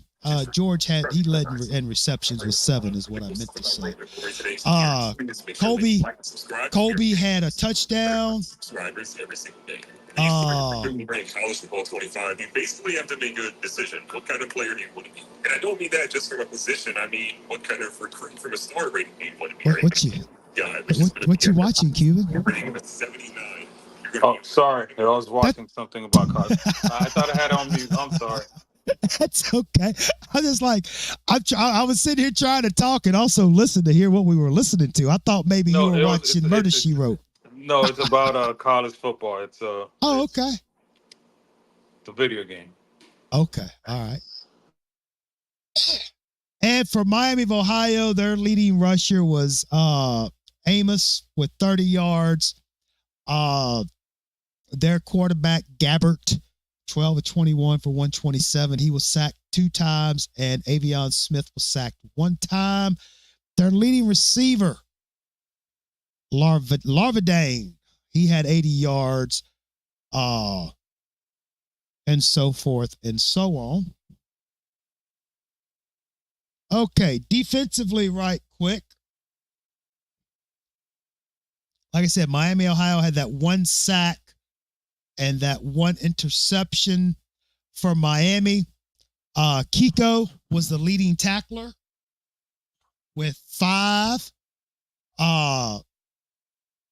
They had 3 sacks, in which Harvey, the Saints, had a sack each, and Bobby Washington and Ragone, they shared in a sack. Miami had 6 tackles for loss, no fumble recoveries, and no INTs. All right, here is the game. Number 23, Texas A&M, comes to play your undefeated. Oh, Katie thought it was studio mumbling under hers. Oh my gosh, I love the relationships we have here with everybody. This is so funny.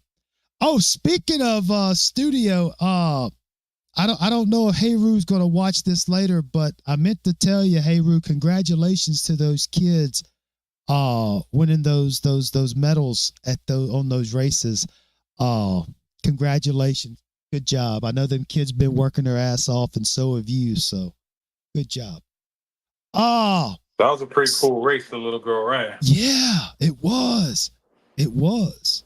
It was tough. She got in 3rd, but, you know. It was, I think the studio told me that was her first time, so. Oh, yeah. Okay, cool. So yeah, this was the measuring stick. This could be Mario's signature win. Remember all that signature win crap? And Miami pulls it out. They hang on and win 48-33.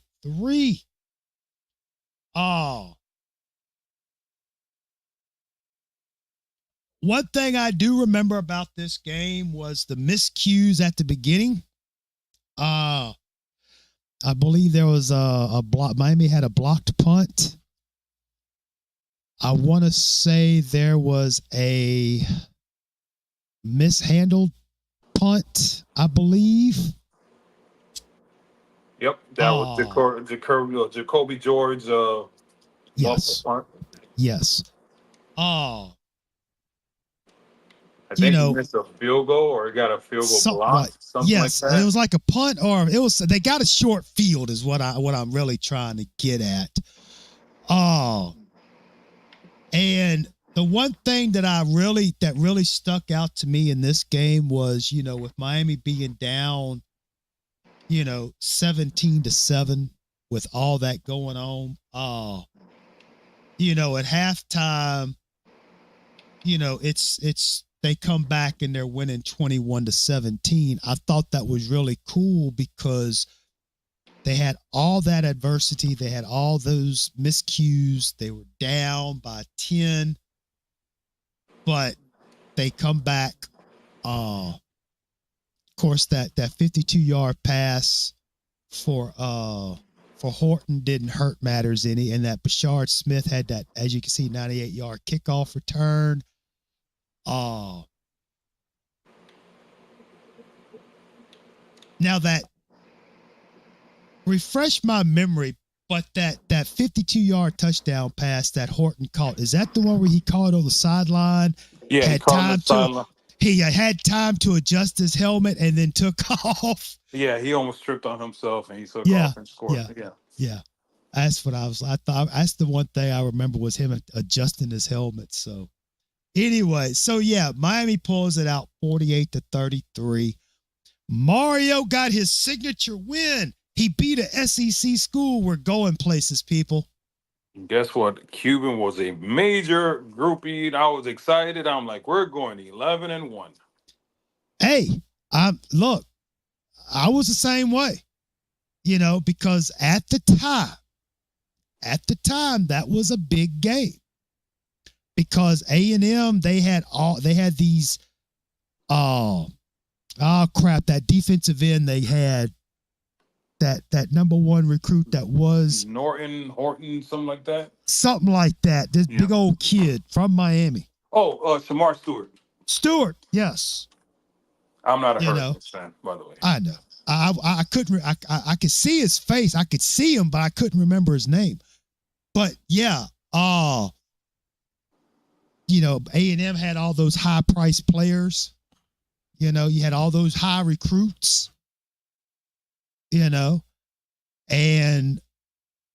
basically, it really didn't faze Miami that much. Now, the Miami's defense did give up some stuff, but again, no would've, could've, should've. But if you take away those mishaps in the first part of the game, in that first quarter or whatever, I mean, this Walter Nolan. Oh yeah, okay. You take away those 17 points. I mean, you're looking at maybe a couple of touchdowns, if that. So I know would've, could've, should've, but at the time, folks like me and Cuban, we were becoming fanboys. We were all giddy.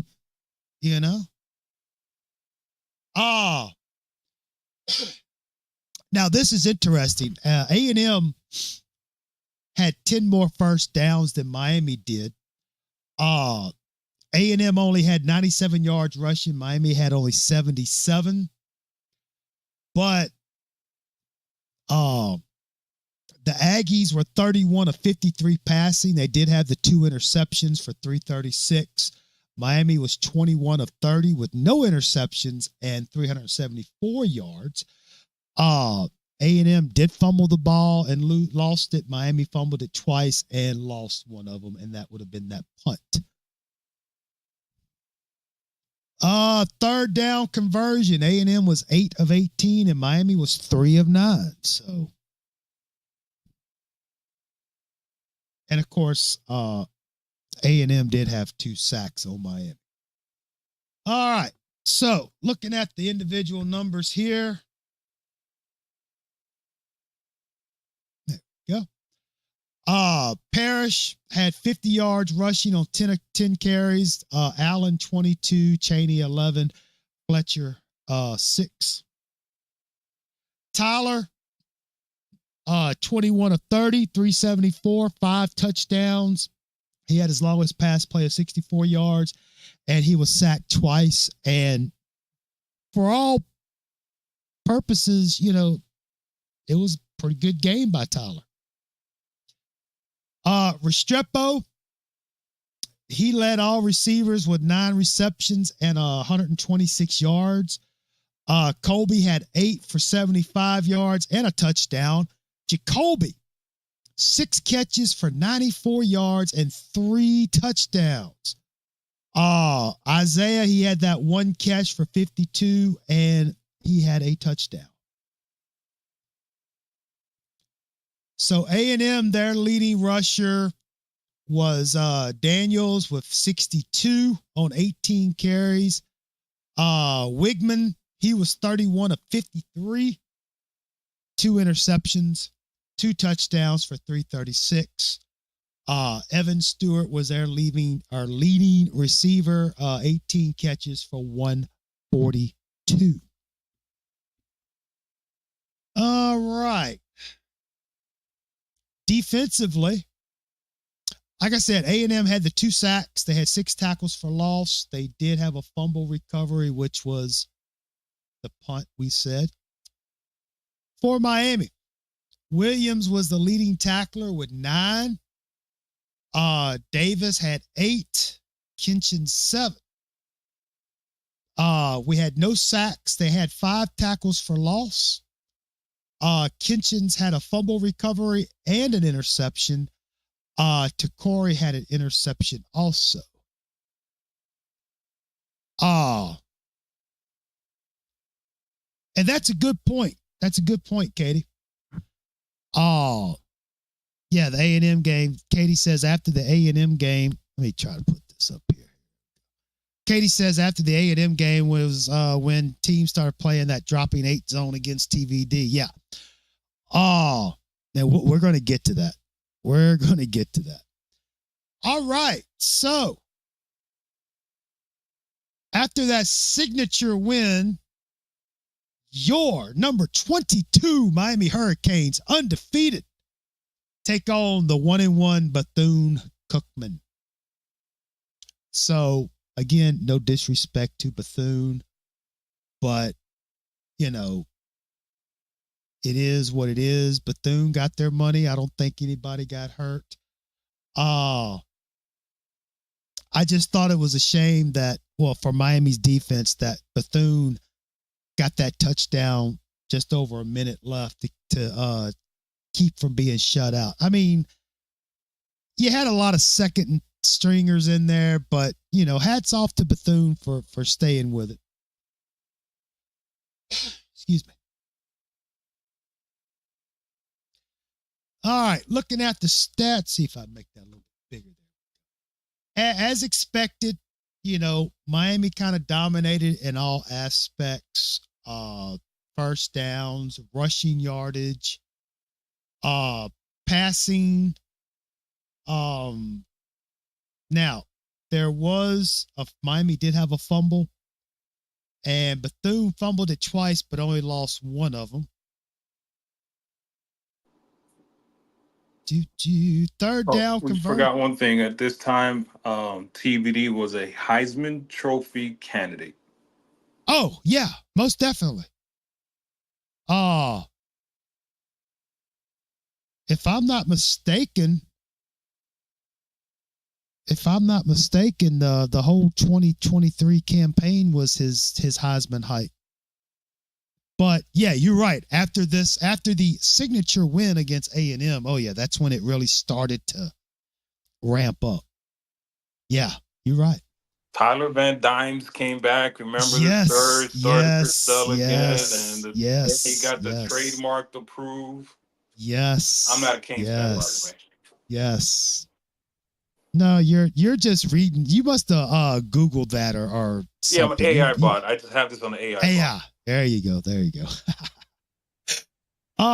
Miami was 7 of 9 on third down, but again, no disrespect to Bethune. It's just, it is what it is. Chaney had 73 yards rushing, Allen 68, Parrish 52. Chris Johnson got in the game with 40 yards rushing. I guess we can go ahead and call him Van Dimes now, huh? We'll call him. Oh, yeah. And Katie, yes, you're right. The first round draft pick. Oh, yes. Forgot about that, too. I think a lot of it I've blocked out. So Chaney had a touchdown. Allen had 2. Chris Johnson had 1. And Van Dimes, he had 1. Very efficient Van Dimes, 19 for 23, 247, 2 touchdowns. Emory got in the game, went 9 for 11, 102 yards, but he was sacked 1 time. Again, Restrepo had 120 yards receiving. Colby Young led receivers with 7 catches. He had 55, George 52, Smith 55. Both George and Smith had a touchdown reception each. Robbie Washington got in the game. He had 27 yards. Harrell, 14. And then the other guys kind of got a little bit here, a little bit there. The leading rusher for Bethune was Basil with 22, and Simmons had 21. Bethia was 5 of 9 for 47. He was sacked 3 times. Simmons 3 of 5, but Sprague was 3 of 3. Receiving, basically Basil. I don't know why I said Brazil. I guess I was thinking of Brazil. I don't know. He leading receiver with 40 yards, and Boyd had 5 catches for 16. Defensively, they did, like I said, they did have 1 sack for Bethune. They had 4 tackles for losses, and they did have a fumble recovery for Miami. Malagoa, Richard, and Wayne were the leading tacklers, all with 4 apiece. Chase Smith, Reuben Bain. They, along with Jared Harrison Hunt and Lichtenstein, they all had sacks. Lichtenstein had a fumble recovery. And Miami had 10 tackles for loss and, of course, the 4 sacks. All right. Next, Temple. Some people thought Temple was probably going to beat Miami in this game because they were having to go to Philadelphia, and Temple was 2-1. But your undefeated, number 20 ranked, 3-0 Miami Hurricanes were coming to town.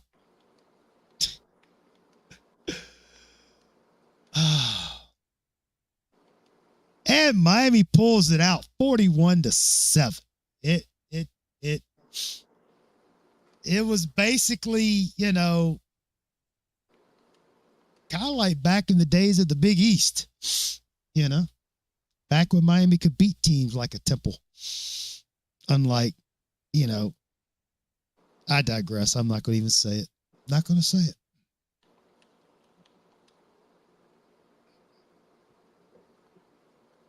All right. So, I went too big.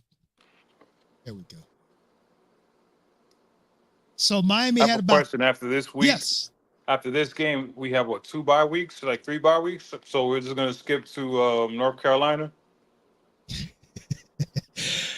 Hey, look, we have seen the good, the bad, the ugly, and the oh my God, what were you thinking moments. We're going through it. We are going to stay the course, see this through. But yeah, I thought we had like 5 bye weeks last year. I don't remember. I think it was the on the field bye weeks. But anyway, so Miami had about 11 more first downs than Temple. Miami come out 323 yards rushing. Temple had 11. But Miami was 17 of 25 for 220 passing. Temple 23 of 42 they had 2 interceptions thrown for 268. So, Miami outgained them 543 to 279, but when Temple can put 268 yards passing on you, I don't know.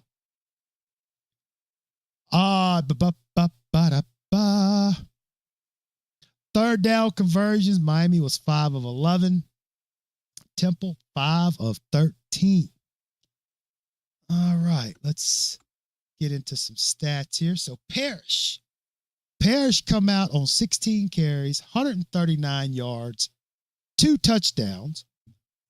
His longest run was only 17, so he was getting 8-9 yards a carry. Chaney had 9 carries for 61 yards. Fletcher 11 for 51. Even Van Dyne's got 39 yards rushing on 2 attempts. Man, this Van Dynes can do it all, people. This could be the next great thing. He was 17 of 24, no interceptions, 220 yards, 3 touchdowns. Restrepo led all receivers with 9 catches. He had 41 yards and 2 touchdown receptions. George had 90 yards. Young, 33. Joseph, 28. Smith, 28.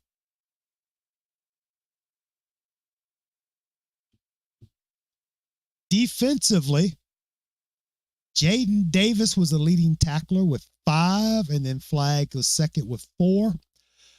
Leonard Taylor had a sack. Thomas Gore had 2 sacks. Miami had 6 tackles for loss. Jafari, my man Jafari, had a fumble recovery. Takori had 2 interceptions. And Temple, they basically had 3 tackles for loss, and Miami had no fumbles or interceptions. Boy, if I had the music, it'd be bum, bum, ba. Yeah, I'm going to have to refill my cup on this one. Oh, boy. So, Miami has taken a bye week. There is talk of, since Miami had that signature win, Mario's signature win against A&M. What's Georgia Tech, What's Georgia Tech? They're nothing. Well, there's a couple of things about this game that is just horrible. So Georgia Tech, during the bye week, you know what they did during the bye week, Jordan? What's up? They fired their defensive coordinator. That's right. And then they had like a brand new one. And, new defensive Yeah, coordinator. exactly. I'm sorry to break out all these negative things, man. I'm not a Hurricanes fan. I'm just a artificial bot here. You're part of my Microsoft Copilot. There you go. You're not real. Not real. But yeah, So and again, I don't want to hear about the excuses about the players and all this, because Georgia Tech, with a first-year head coach and a defensive coordinator, a brand new, the defense coordinator still hasn't come out. He just came out the womb yesterday. Still hasn't opened his eyes. Held us to 24 points. Yeah. And going back to our star chart, okay. So we'll go back to 2020, shall we?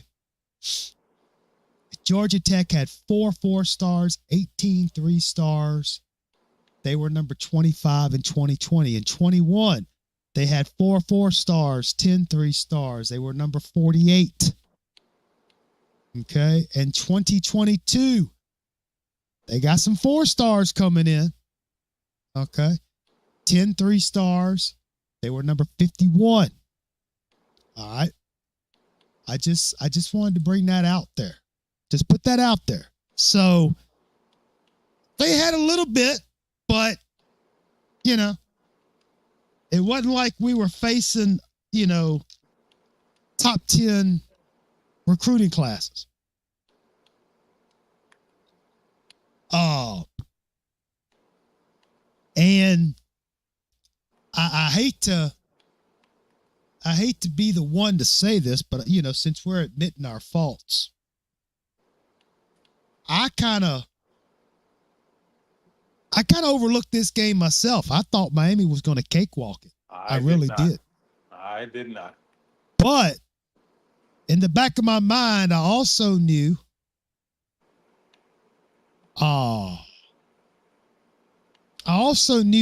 the record with Georgia Tech. You know. Well, Georgia Tech played Louisville real tough game 1. They lost that game. Again, this is me, AI Bot. They lost that game in Atlanta, right? It was a real close game, and I was like, Louisville and Georgia Tech are going to be problems this year. I saw it from game 1. And that coach is a good-ass coach. But Mario beat A&M. Mario beat the SEC. He has a signature win. We got Van Dimes. Yeah, and I remember watching this game, God honest truth. Oh, dude. That last drive, I was like, Mario, kneel the ball. Kneel the ball. If you don't kneel the ball, we're going to lose this game. You know, I was like, I just had a funny feeling. I was watching it with my brother, and I told him, we're going to do a turnover here because the football guards, this is not a video game. In a video game, it's fine. You could do this, right? You're trying to run up a score. Right. In real life, you're playing with the football guards. And I was like, yes, this is not going to feel good. And I'm like, if we try to do, you know, get this, whatever he's doing, try to give Taney 100 yards. Again, this is me being AI bot. I was like, we are going to lose this game. And I'm like, I don't know how we're going to, you know, my brother's like, even if there was a turnover, they got to drive all these. Man, I've seen this way too many times. I have a funny feeling that if something crazy is going to happen, and lo and behold, look what happened. All right. So, as we all know, coming off the bye week, your number 17 undefeated Miami Hurricanes with Heisman hopeful first round draft pick Van Dimes take on the lowly 2-3, 1-1 Georgia Tech Yellow Jackets. Not so lowly anymore.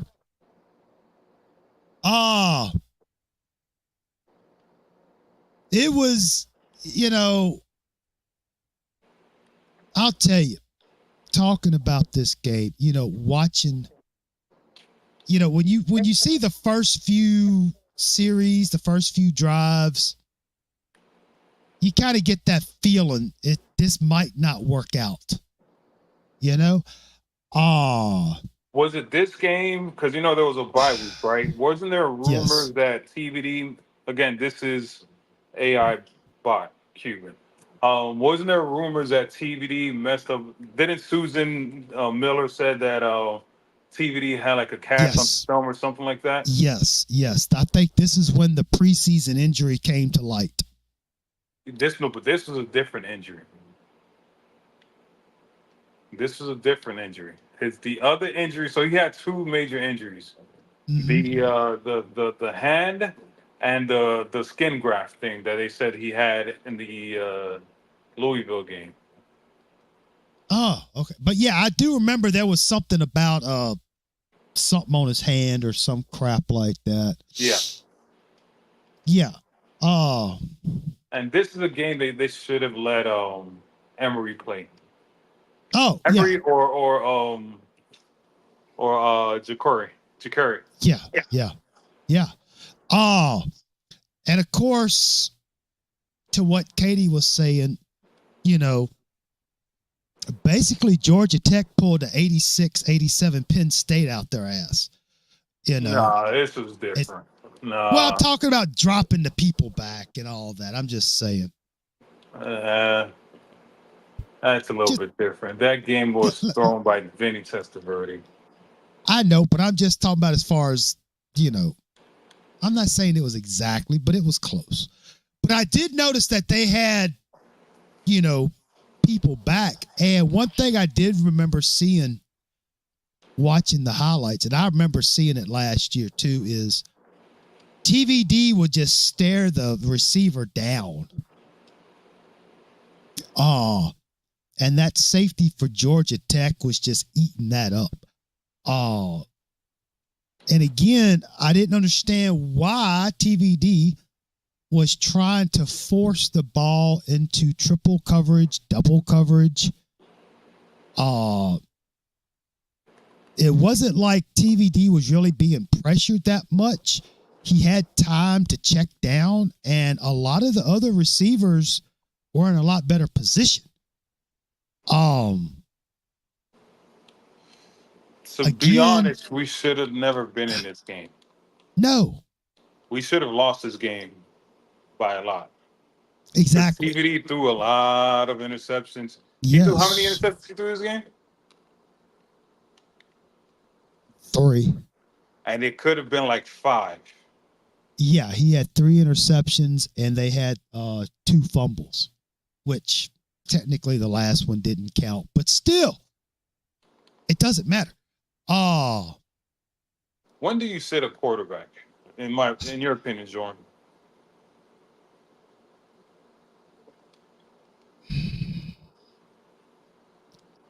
Well, I guess, you know,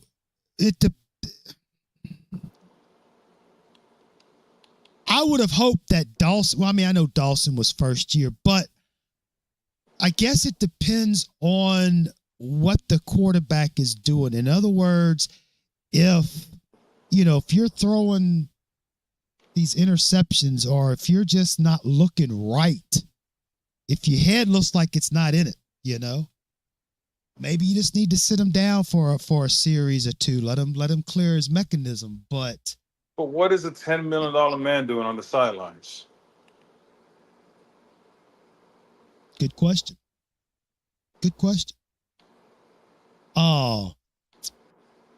But now again, if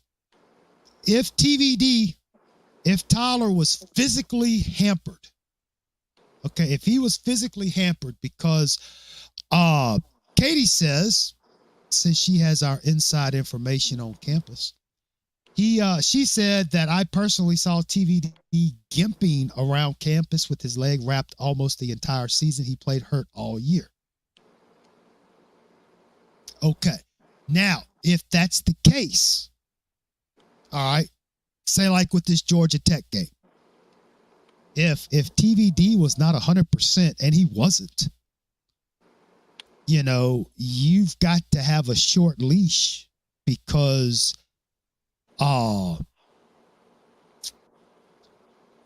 you have capable quarterbacks sitting on the bench, on the sideline.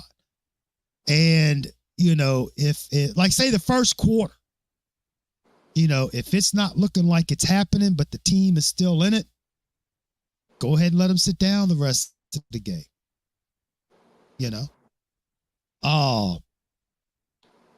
But the crazy thing is, Miami had 23 first down to Georgia Tech's 13. Miami had 165 yards rushing to Georgia Tech's 99. 24 of 36, 3 interceptions for 288. Georgia Tech was only 12 of 26 with 2 interceptions for 151. Miami had 450 yards total offense on 83 plays. Okay? Georgia Tech only had 250 yards on 53 plays.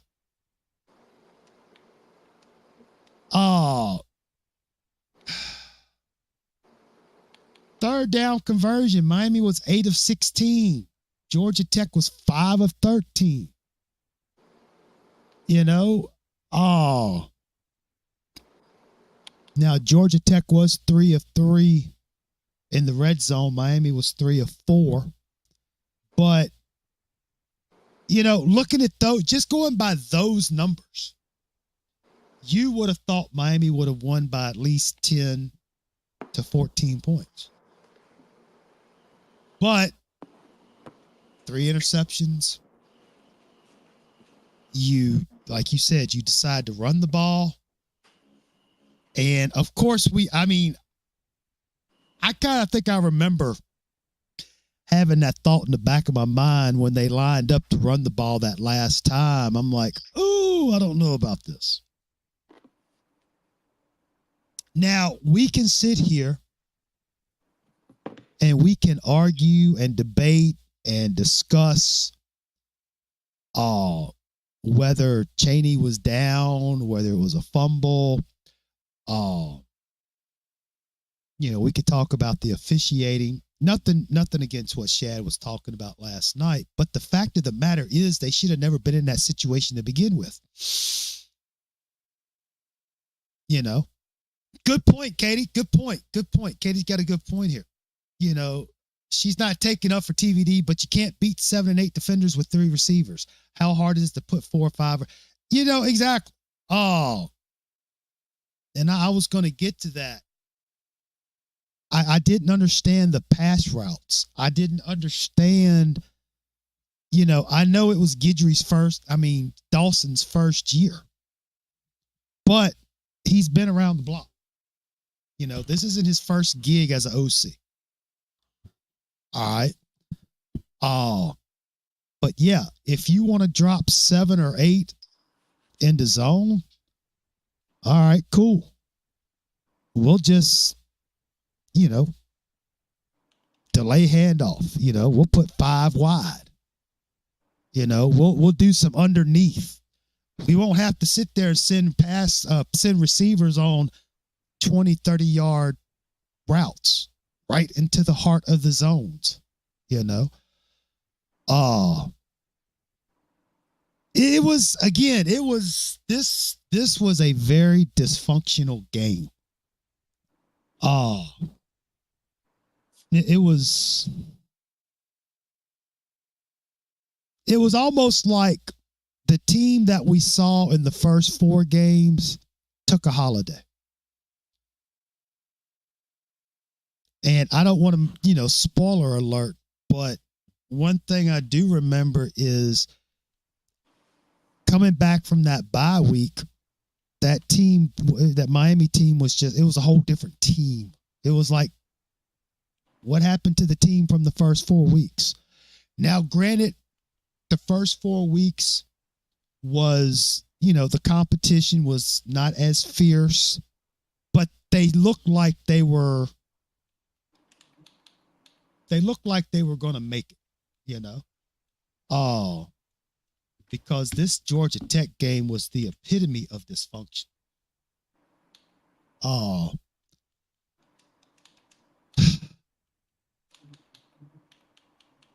That was crazy.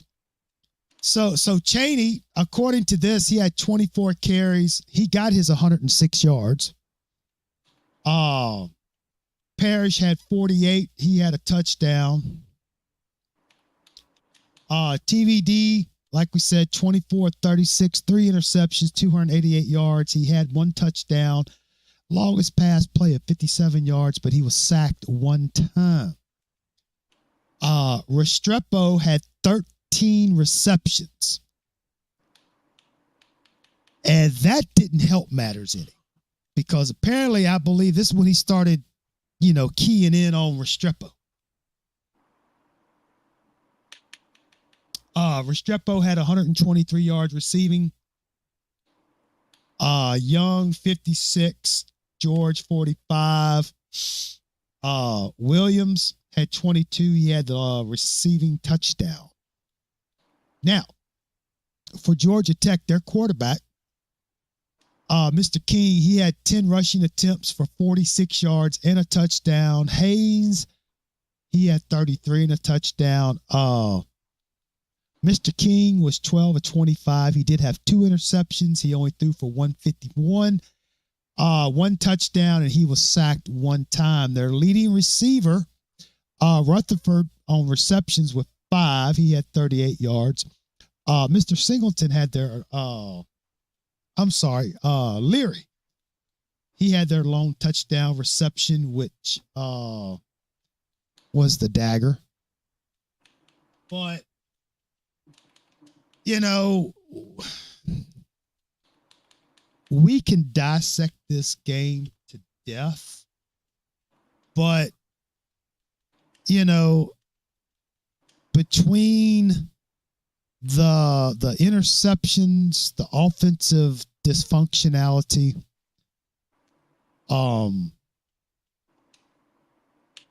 the defensive backs, you know, biting on that touchdown play, you know,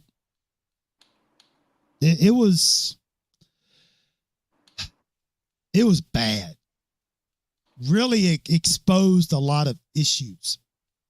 And now, don't get me wrong, that Georgia Tech team was not a bad team by any stretch of the imagination.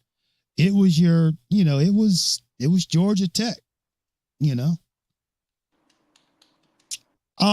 Their leading tacklers for Georgia Tech was King, Powell, Lee, and Sims, all with 8. And of course, they had their interceptions. For Miami, Kinchins was the leading tackler with 7. That's not good. Dean and Bain combined for the sack. We had 5 tackles for loss. Malagoa had an interception, and Williams had an interception.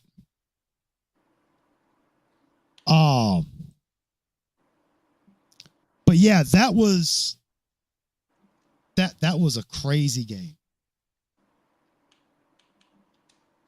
You know, I don't know. But hey, that was an easy schedule we had. You know. All right. And it only gets better. Now, your number 25, 4-1. Miami Hurricanes, 0-1 in ACC play, take on the number 12, 5-0, 2-0 in ACC play, North Carolina Tar Heels. And after that Georgia Tech game, I really wasn't feeling good about this one. And North Carolina comes out and wins 41-31. Now, one thing I'll say, you know, at halftime, it was tied. Nope. Miami had the lead at halftime, 17-14. That's right. And honestly, the way the defense was all over, the way the defense was playing, I'm like, hey, this might work. We may finally beat North Carolina since 2018. First time. But it looked to me like North Carolina came out that second half and made adjustments. Because we were up, 17-10 at halftime? 17-14. 14, yeah. We just scored at the end. Right. He had that field goal. Right. But, I mean, you know, UNC, North Carolina, give them credit. They come out the second half. They made adjustments. You know, Lee had that bad snap. TVD threw that interception. Excuse me. You know, North Carolina comes out, you know, in the first part of the third quarter. They had that 56-yard pass. Get the ball back. Another touchdown. Get the ball back. Another touchdown. Then a field goal. Next thing you know, all of a sudden, Miami's down 38-17. I'm like, what in the world? Oh. Now, with Restrepo's 13-yard reception, and then Brashard had his 50-yard touchdown pass. Of course, it was a little too late. But, they tried to get back, but again, oh, I agree, Katie. I'm sorry. I didn't see your comment from the Georgia Tech game. I'm sorry. I was sitting here reading my PDFs. But yeah, you're right. You're right. But yeah, like I said, with North Carolina though, they made adjustments and Miami really didn't. And then of course, if I'm not mistaken, TVD threw an interception at the end of the game, I believe. I'm not sure. Anyway, regardless of the fact, North Carolina's win streak since 2018 is still alive. And it's going to stay. It's going to stay alive for another year because we don't play them this year. Maybe forever because we don't know what the future of the ACC holds. Wouldn't that be some shit? Sorry to bring it down. No, I'm just saying, wouldn't that be crazy though? If what's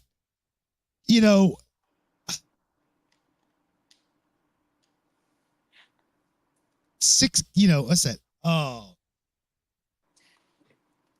5-6 game losing streak to North Carolina. Come on, man. I mean, let's face it. That damn North Carolina, especially old Mackie Brown, they got our number. But Mario's going to change all that. He's changing the culture. He's got them shoe shiners all over those loafers. And people wonder why we're so cynical of everything. Miami had 4 more first downs than North Carolina. North Carolina ran all over Miami with 235 yards to Miami's 91. They were 17 of 33 for 273 on passing. Miami, 31 of 49, 2 interceptions for 391. Miami fumbled the ball twice. Matter of fact, that's right. You had the Matt Lee snap and you had that touchdown that they said he fumbled the ball, which he did fumble the ball at the goal line. Was that Parrish or Allen? Fumbled the ball. That was Parrish. And it was a fumble. He was probably like a centimeter away from the goal line.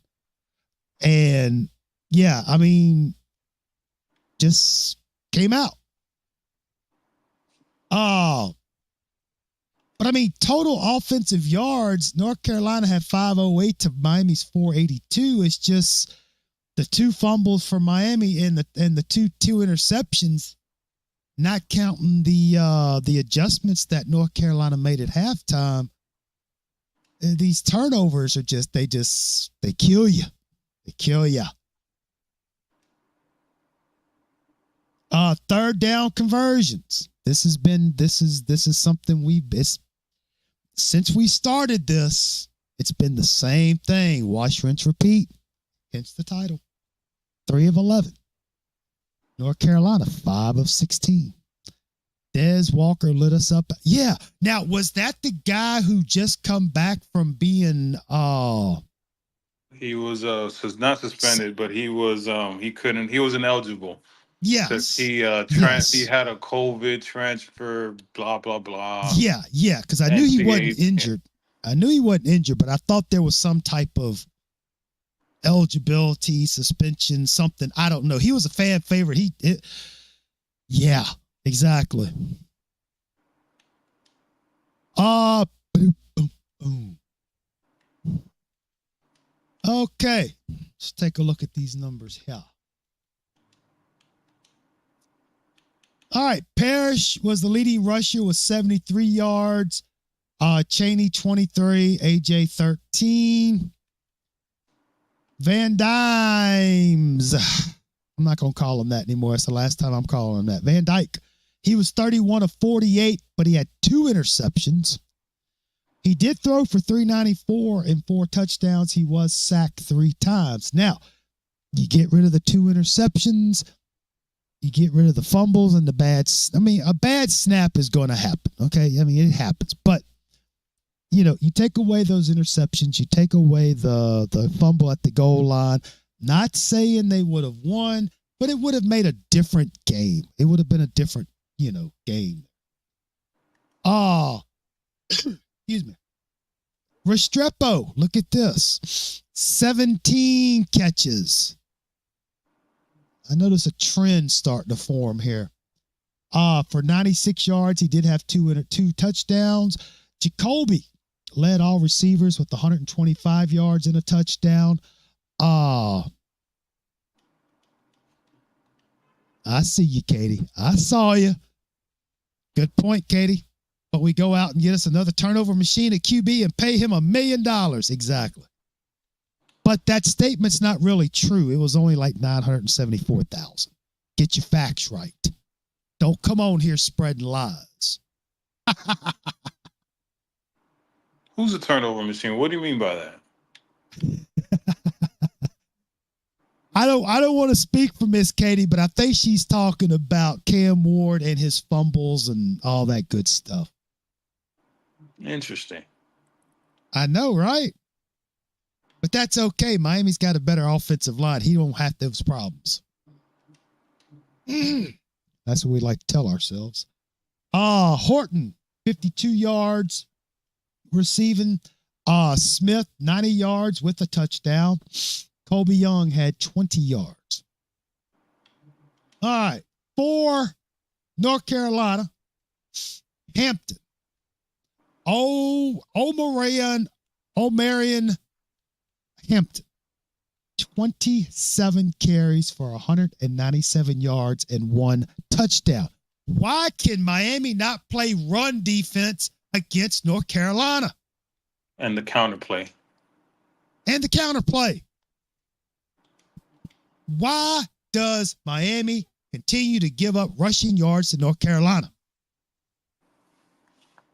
I go as far back as that debacle in 2018 when they had like 500-600 yards rushing on our ass. I think it's a baby blue powder uniform that they wear. It's something.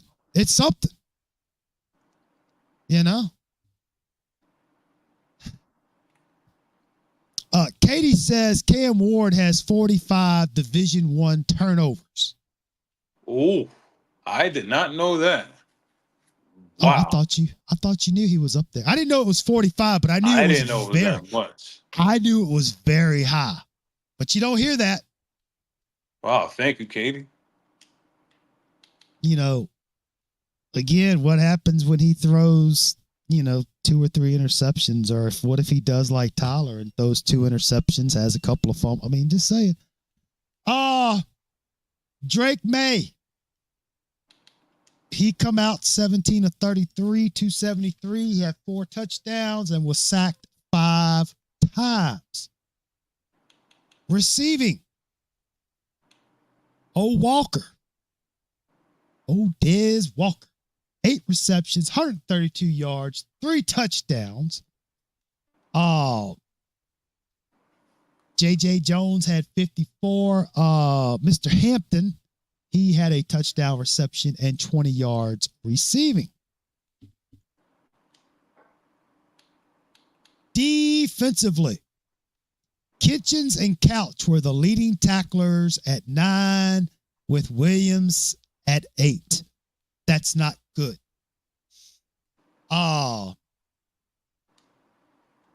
Kitchens had a sack. Malgoa Kiko had a sack. Cloyd had a sack. Bain had a sack. Harrison Hunt had a sack. So the defense was kicking ass until the second half when they made adjustments. There was 11 tackles for losses for Miami. No interceptions, no fumble returns.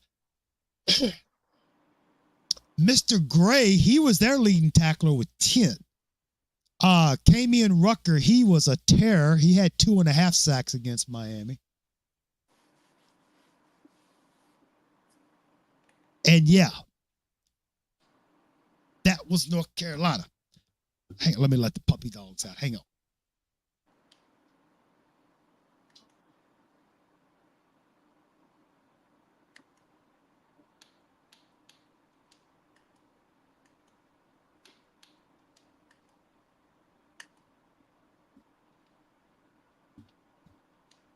All right. Next, now that we had the debacle between Georgia Tech and North Carolina, now your 4-2, 0-2 in ACC play Miami Hurricanes take on the 4-2, 2-2 Clemson Tigers. And Clemson was kind of having a non-Clemson year this year, but they were still good. Oh. Of course, this is the game where Emory got the start. Everybody was kind of anxious, nervous, wondering what was going to happen. Honestly, I thought Miami was going to get demolished. I thought Clemson was going to beat Clemson and beat Miami by like 21, 24 points. Based on what we've seen the previous 2 weeks. But Miami pulls it out in overtime, 28-20. And I didn't look to see the last time Miami beat Clemson, but it'd been a while. That was Ja'Cory? No, that was Leonard Hankerson. Yes. At Clemson. Yes, that was a while ago. Yeah. A while ago. Oh. And honestly, it was a good game. I mean, I thought Emory came in and I thought he was a good game manager. He kept everything. He just wasn't trying to do anything fancy. He just got out there and, did his thing. I thought he looked really good. He's still a freshman, but he just kind of kept it together. Oh. And that play where Flag made that tackle. Hurricane Dude, when I saw that quarterback, Klubnik, when he took off for that, I'm like, oh crap, he's got it. He's got the corner, but that damn Flag, he come around, he stopped him. He was, and Flag was so close to getting a horse collar on that play too. So close. You think so? I don't think it was that close. Well, I mean, at the time, I thought I'm not saying he would have, but I'm like, ooh, no, he got it. Okay, good. Because I was thinking that would epitomize the season so far if he would have stopped him but got a horse collar, But he didn't. He didn't, And I'm like, cool. But again, this wasn't the Clemson that we've known for the last 7, 8, 9, 10 seasons, But some people consider this another signature win for Mario. And of course, those of us who question that victory just were anti-Kane, negative Nellies. You should be happy for the win. You know, don't pay any attention to the man behind the curtain. You just do what we say.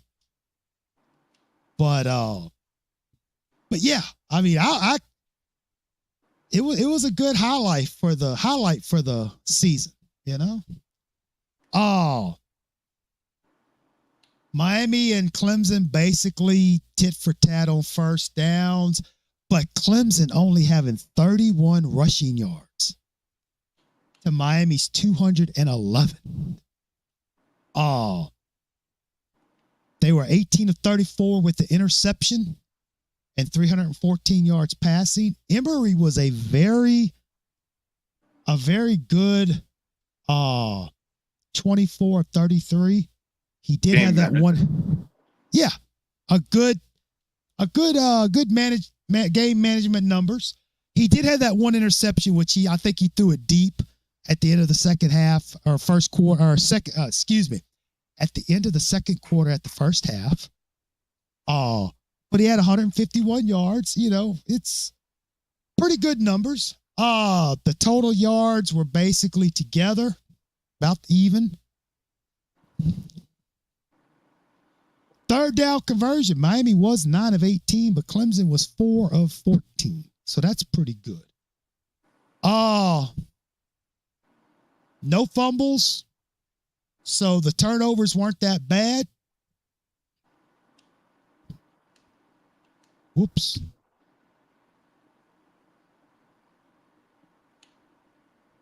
All right. So Bashard Smith had 4 runs for 87 yards. Chaney, workhorse, 17 carries for 63. A.J. Allen, 16 for 54 and a touchdown. And, of course, Emory Williams, 24-33. He didn't have that one interception, 151 yards and 1 touchdown. Restrepo, 7 catches for 26 yards. Colby Young had 8 for 76 and a touchdown. Rashard, 36. So, yeah. Very, very, very good numbers. Nothing fancy, but got the job done. Shipley, he had 15 attempts, 44 yards rushing. Klubnik, he was 18 of 34 with the interception. He did throw for 314, 2 touchdowns, but he was sacked 5 times.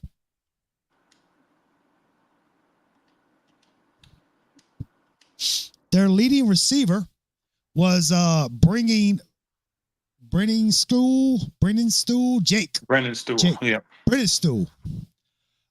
He had 10 catches for 126. He had 2 touchdowns. And other Brown 53, Williams 47, etc. So, yeah, I mean, things were looking good. Maybe we should be playing Emory.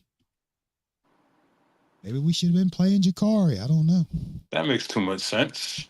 I know. So Clemson had 9 tackles for loss. Jones had their lone interception at the end of the second quarter. Reuben Bain, leading tackler with 8. Williams had 7. Bain had two sacks. Kiko had a sack. Cloyd had a sack. Takori had a sack. Miami had 10 tackles for loss. Williams had a fumble recovery. Besaith had a fumble recovery. Cam Kitchens had an interception. So if y'all remember at the start of the season, I think Clemson came into the season ranked number 9, I believe. They were a top 10 team. But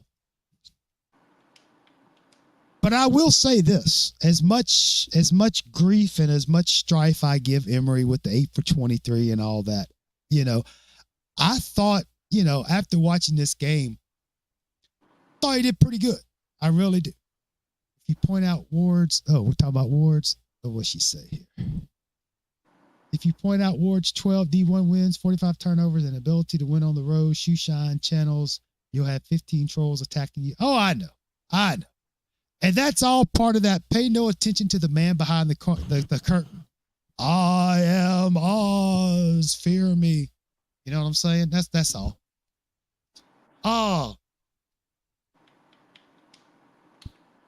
But yeah, I thought the Clemson game was really good. But in all fairness, the Clemson team was not the Clemson of old, but didn't have but one turnover. Defense was looking great. Kind of wonder where the hell this has been for the last 2 weeks, but it is what it is. Oh. I remember I was talking about this last year, but I believe what they should have done was, TVD being hurt is let Jakari play. I mean, you can play up to 4 games before you lose your red shirt. Let him play the 4, get some experience, retain your red shirt for next year so he can start, and then go from there. Should just let Emery in there, and that's it. Or that, either way. Oh. But I was just, with Emery being a true freshman, kind of let him come in, kind of get his feet wet, like most freshman quarterback do. But let Jakari get out there, see what he could do. Because this is when I started to question Mario. I'm like, I don't think he knows what he's doing. I was like, this is gonna be rough. Yeah, exactly. I mean, especially when you couple that with the 2022 season. Yeah. Okay.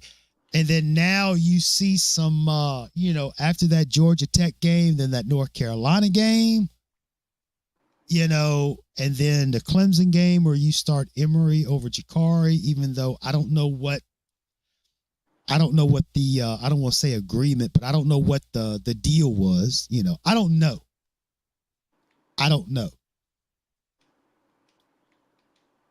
All right. I tell you what we're going to do. We're going to take 5 for just a second before we continue with the Virginia game.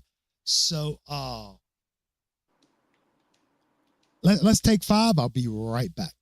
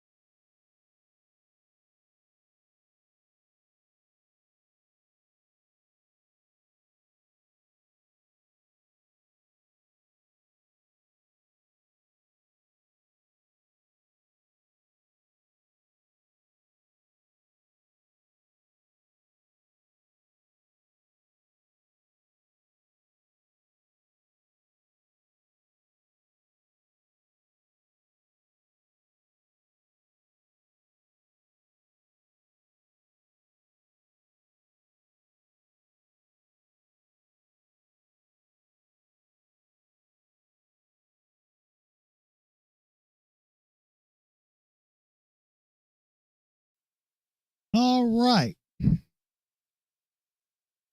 We are up to damn headphones here, earbuds. All right, we're up to the Virginia game. Your 5-2, 1-2 in ACC play. Miami Hurricanes take on the 2-5, 1-2 Virginia Cavaliers. And we know how Virginia plays Miami. Miami pulls out an overtime victory, 29-26. Excuse me. It was close the whole game.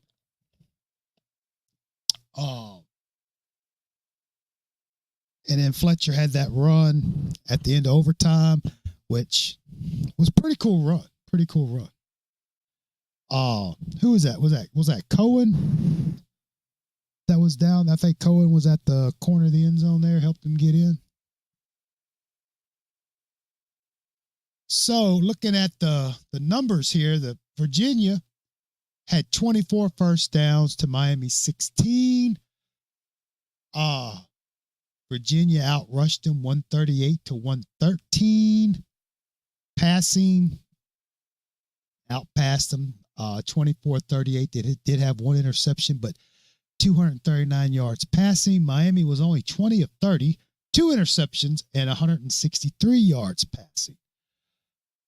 Total offense, Virginia outgained them by 100 yards.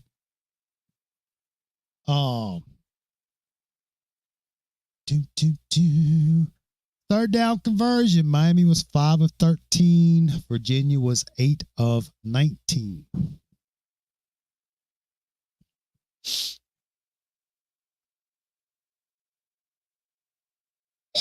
Excuse me.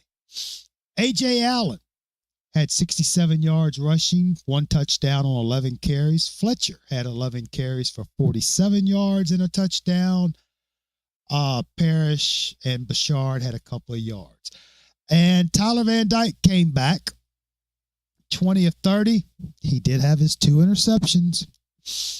163 yards. Jacoby George had 8 receptions, only 28 yards. Restrepo had 7 for 48. Colby 35, Smith 10, McCormick 15, Fletcher 9, Parrish 12, Allen 6. For Virginia, Jones was their leading rusher with 58 yards. Hollins had 13 carries for 49 yards and 2 touchdowns. Musket, he was 24 of 38 for 239. He was sacked 6 times. He did have 1 interception. Malik Washington was their leading receiver with 15 catches for 152 yards. Fields had 67. Looking at the defense, no sacks for Virginia. They had 3 tackles for loss. They did have the 2 interceptions for Miami. Williams was the leading tackler with 13. Flagg had 10. Again, defensive back having the most tackles is not good. Now, Bain, look at Bain coming out here. 2 sacks for Bain, 2 sacks for Dean. Looks like Kiko and Jaden Wayne combined on 1 sack, plus Kiko had a sack of his own. Miami had 10 tackles for loss, and Cam Kitchens had the 1 interception. So Miami escapes. They escape Virginia. Almost said Virginia Tech. Katie, I missed this. Mario had it for JB from, I don't know what the deal was, but then of course, Jakari went on that podcast, Momentum podcast, and that was basically it for him. All right. Now, this is where it gets good. Your 6-2, 2-2 Miami Hurricanes, which are bowl eligible, by the way, bowl eligible in Mario's second year, signature win and bowl eligibility in his second year. Take on the 5-3, 2-2 NC State Wolfpack.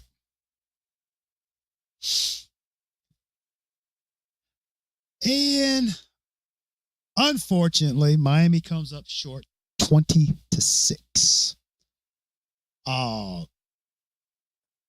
It was close at the beginning of the second quarter. It was actually pretty close at halftime, 10-6, but then it just Miami just couldn't get the ball in the end zone. They just couldn't score, you know. Miami had 19 first downs to North Carolina, NC State's 12. Miami had 119 yards rushing. NC State had 108, but 21-38 with 3 interceptions for Miami, 173 yards. NC State 11 for 21. They had an interception for 123. There was a fumble, so that's 4 turnovers for Miami in this game.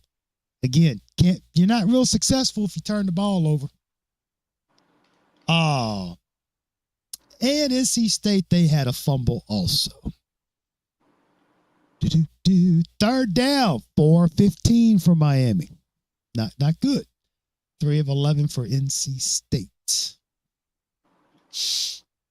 Okay. Fletcher, 23 carries, 115 yards. Parrish had 15. Chaney had 4. Of course, Van Dyke trying to break Ja'Cory Harris's interception record. He was 21-38 with 3 interceptions. He did have 173 yards. He was sacked 3 times. Jacoby George, leading receiver with 8 catches and with 59 yards. Colby Young, 41 yards on 7 catches. Restrepo, 35. Fletcher, 17. McCormick, 8. Chaney, 5. For NC State, I almost said Virginia because I see Brennan Armstrong. He had transferred from Virginia, I believe.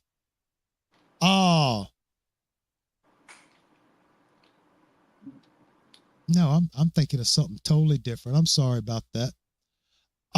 Brennan Armstrong was their leading receiver, 8 rushes for 51 yards.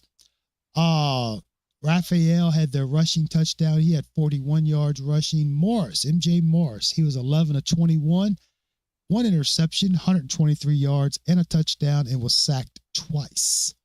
Concepcion, that son of a gun, played a hell of a game. He had 9 catches for 61 yards. Jordan Poole had their receiving touchdown. All right. Defensively, Williams, Flagg, and Kiko were the leading tacklers with 5 each. Kiko and Davis had a sack. Both of them had a sack, 2 sacks altogether. They had 5 tackles for loss. Harrison Hunt had a fumble recovery, and Kinchins had another interception. For NC State, they had 3 sacks. Their leading tackler was Peyton Wilson. He had 16. He was definitely. They had 4 tackles for loss. They did have the 3 interceptions and the fumble recovery. What'd you say here, Katie? NC State was another Mario debacle when he didn't take the points when it was 10-6. He let State go. Yep. It again after the bye week, it's like a whole different team. You know, I don't know what happened. All right, here we go. Yours 6-3, still bowl eligible. 2-3 in the ACC. Miami Hurricanes take on number 4, 9-0, 7-0 in ACC play, Florida State Seminoles.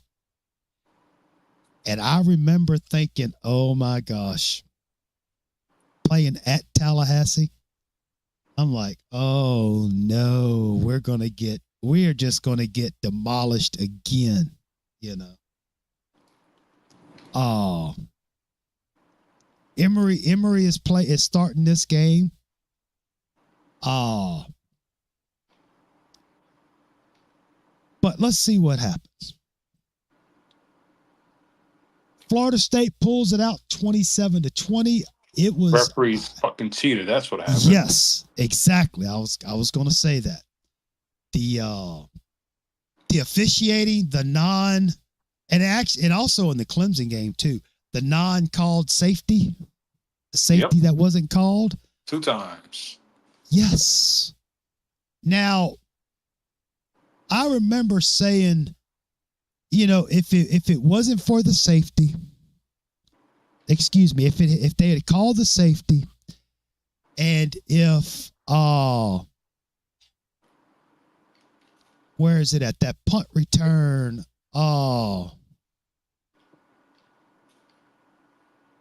Where the hell is it at? Well, he had that punt return that went down. He had that long ass punt return.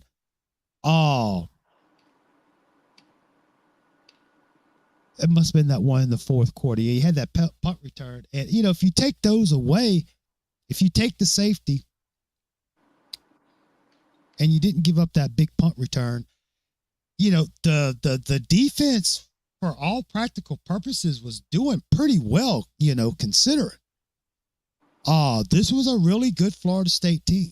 I don't think they were that good. It was all transfers, but they were decent. They were decent.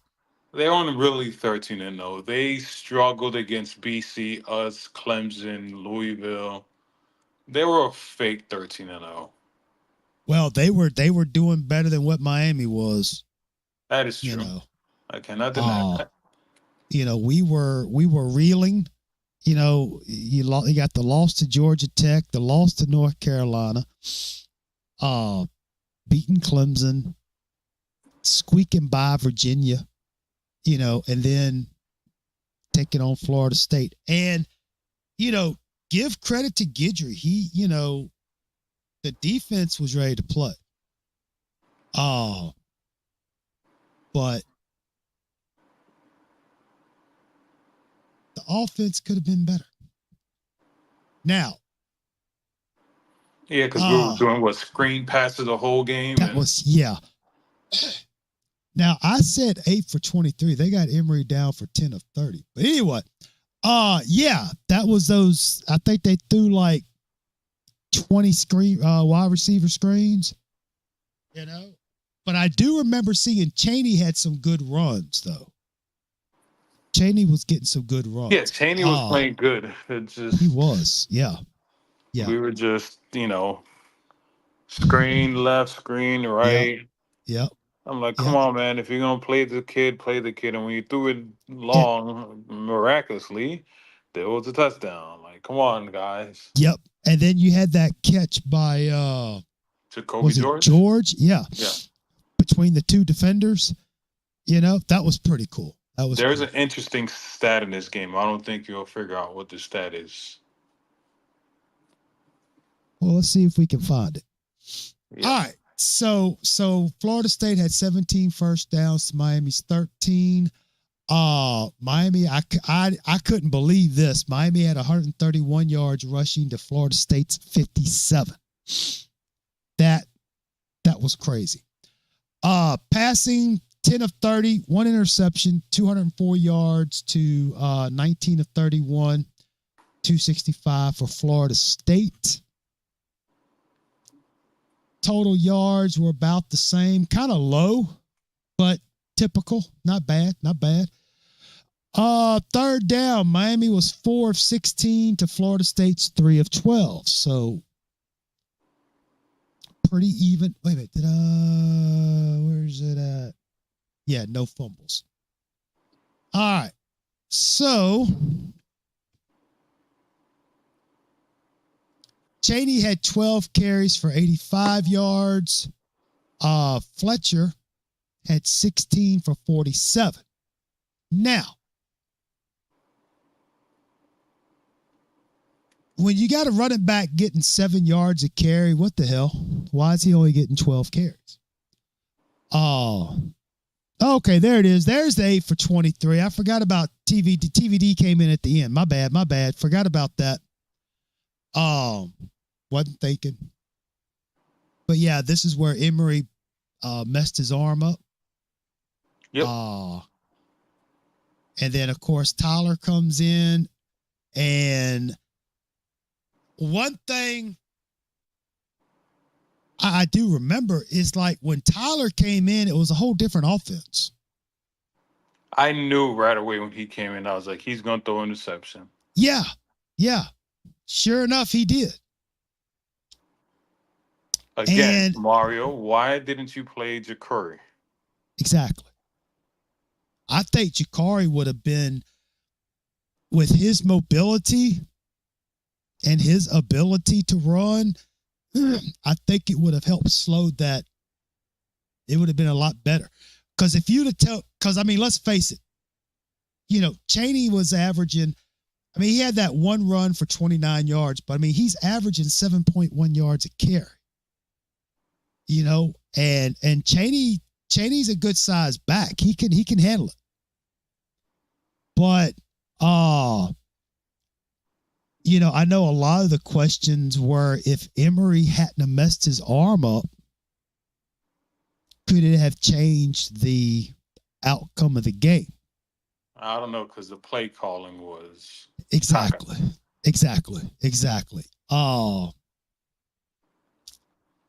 I would have. I mean, I think I would have gave Cheney the ball a few more times.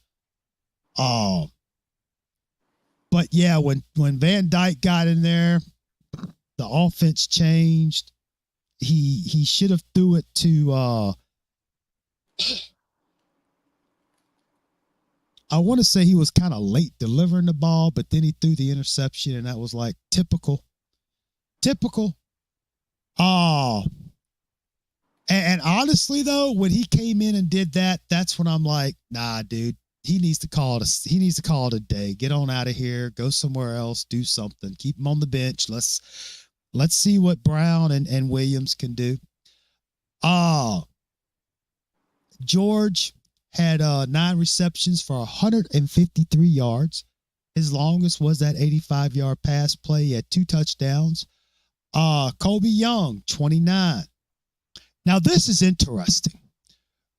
Restrepo had 6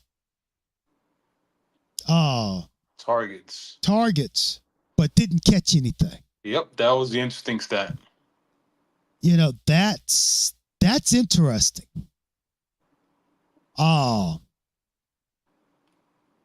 That's crazy. Now, of course, with George and Young and Bouchard, a lot of that was those wide receiver. Well, I mean, those wide receiver screens, but that is crazy.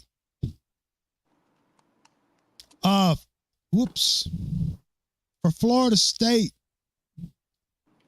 Benson was held to 80 yards rushing, which Benson was a pretty good little back, He did have 2 touchdowns, 16 carries. Jordan Travis only had, he was minus 30 rushing with the sacks.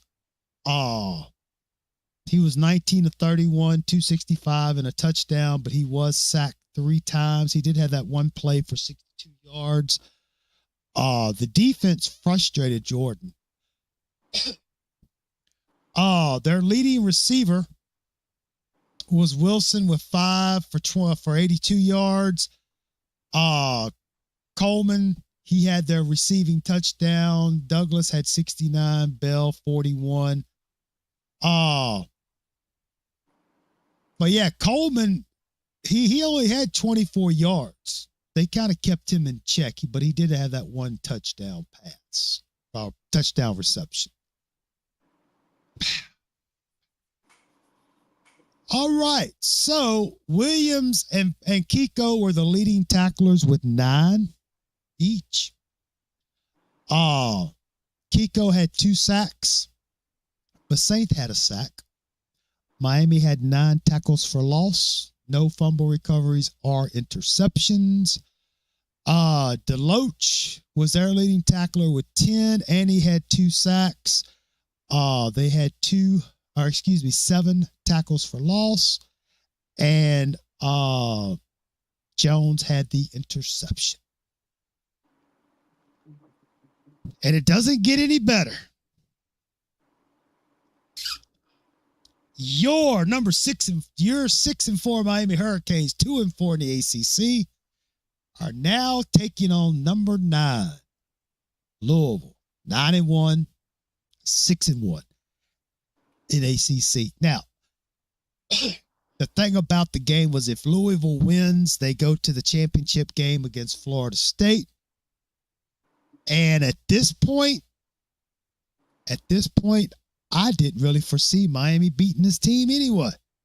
We still had a chance to get to the... We had a chance.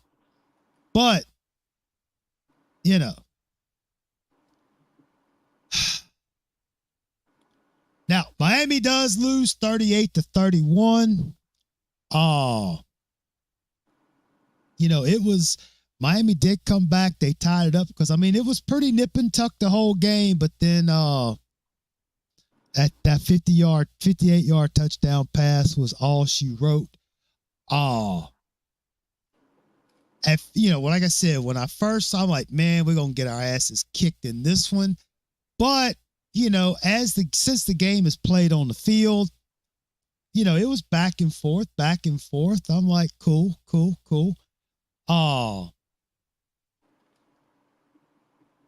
Miami took the lead early in the third quarter. I'm like, okay, this could work, but it didn't happen.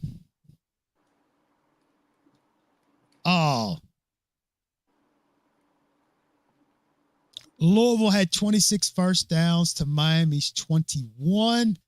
Louisville had 162 yards rushing to Miami's 159. So, getting the rushing yards. 24-37 with 1 interception and 308 yards for Louisville. Miami was 24-39, 327. So, total offense, it was pretty close. Even the penalty yards were the same. Third down conversion. Miami had 6 of 14. Louisville was 5 of 12.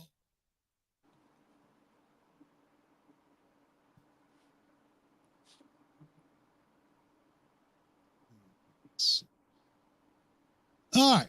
So Fletcher had 126 yards rushing on 17 carries for 2 touchdowns. Smith had a touchdown with 34 yards. And then Chaney only had 4 carries for 3 yards. Tyler Van Dyke comes in. No interceptions, but he was 24-39, 327 and a touchdown, but he was sacked once. He did have the longest pass play of 48 yards, which was to Restrepo. He had 8 receptions for 193. Also Restrepo had a receiving touchdown. Young 30, George 55, Smith 17, Fletcher had 25. So he found Restrepo again. For Louisville, Garendo had 93 yards rushing and a touchdown. Jack Plummer, that's Jake's son, correct? No, he's related. Related? Yeah, okay. I couldn't remember. I knew there was a family tree there somewhere. He was 24-37. He had 1 interception, 308 yards, 3 touchdowns. Kariski had 50 yards with that 1 touchdown reception.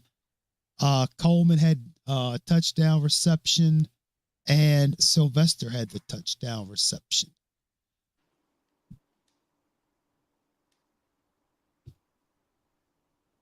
Okay. So Louisville had the 1 sack. They had 7 tackles for loss, no fumbles, no interceptions, which is a rarity for Tyler after the bye week. Williams was the leading tackler with 9, Kitchens with 8, a lot of secondary guys. Defensive backs as leading tacklers, not good. No sacks, only 3 tackles for loss. And Cam had another interception. And that brings us to the season finale. Your 6-5 bowl-bound Miami Hurricanes, 2-5 in the ACC, take on Boston College, 6-5, 3-4 in the ACC. Friday after Thanksgiving in Massachusetts, and this is the same BC team like that Cuban alluded to earlier that played Florida State rather tough. If BC didn't get out, they were in their own way. I believe BC had a bunch of penalties or some crap like that, I think. Yeah, against Florida State, they had like Yeah. 18. Again, this AI bot, they had 18 penalties in the first half. Yeah, so they kind of shot themselves in the foot. But so yeah, the question is, so in 2022, Mario was 5-7. Worst case scenario, he finishes 6-6 or 6-7, or he could go, 7-5, 8-5. Possibilities exist.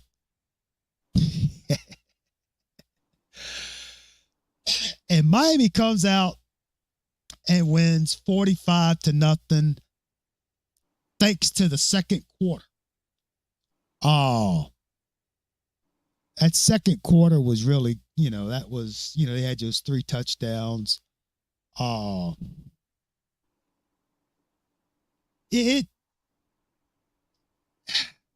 want to say it wasn't really that close. But I thought it was pretty cool. So Miami had 27 first down to BC's 15. Miami had 242 yards rushing to BC's 143. Passing, 23 of 36 for 290 for Miami. BC, 15 of 25, 2 interceptions for 151. Miami did have a fumble. Boston College had a fumble, but they did not lose it. Third down conversion.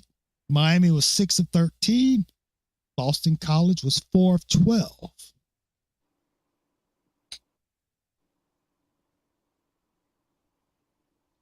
And Mr. Henry Parrish had 11 carries for 111 yards and 2 touchdowns.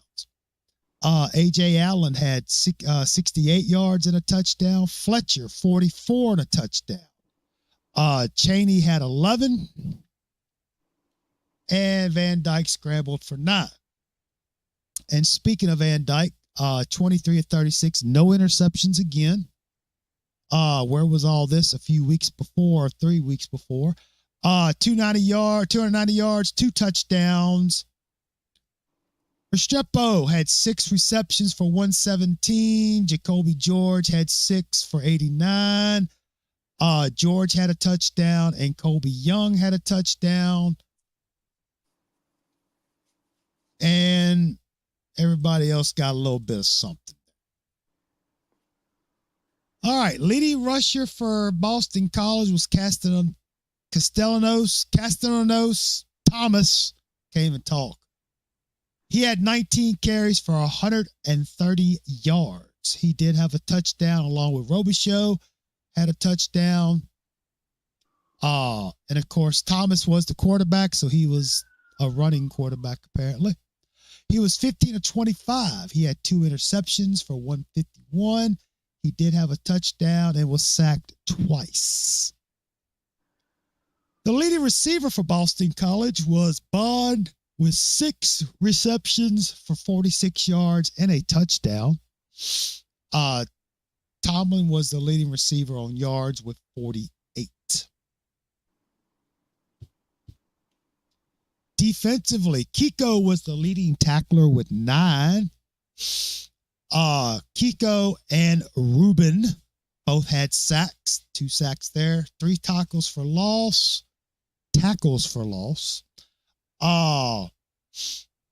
Let's see here. Moten and Pulliam had the interceptions. For Boston College, they only had 4 tackles for loss, and they did have that 1 fumble recovery. And that concludes the 2023 regular season.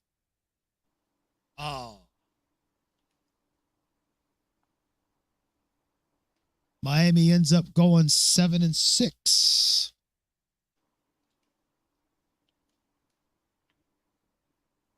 And are getting ready. Wait a minute, hang on. No, they finished 7-5. I'm sorry. I don't know what I was thinking. I got ahead of myself.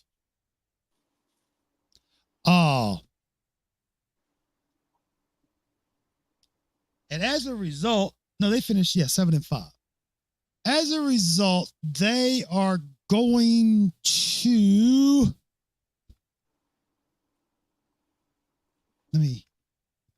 trying to get my slides available here. As a result, Miami is going to the Pinstripe Bowl in Yankee Stadium at 7-5, taking on the 6-6 Rutgers Scarlet Knights. Again, another Big East team.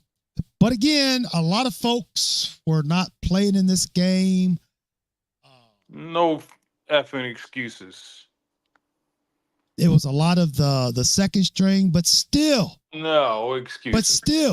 But still, it's Rutgers. You started off this show that we had the number 8 recruiting class. Yeah. Rutgers will never be number 28 ever in recruiting. Right. I'm not trying to hear about the backups and all that stuff. If you have the number 8 recruiting class, that recruiter class on its own should be able to beat lonely ass Rutgers. Exactly. There's no players at Rutgers, quote unquote, that would ever start at Miami by the fanboys, right? Exactly. So I am not trying to hear any of these excuses, Jordan. Oh, I'm not giving any. I'm just telling you what was happening. Oh, but yeah, I'm right there with you. The third string, the scout team for Miami should be able to take care of Rutgers. Right. It's 6-6 Rutgers.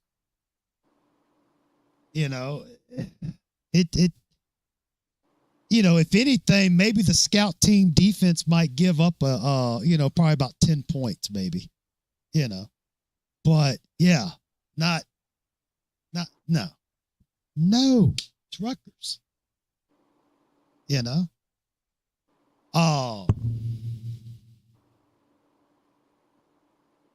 but again, I remember, during the before the game, a lot of them cats were already making excuses, talking about, this starter's out, that starter's out, yada, yada, yada, yada. But still, it's blooming Rutgers, for God's sake.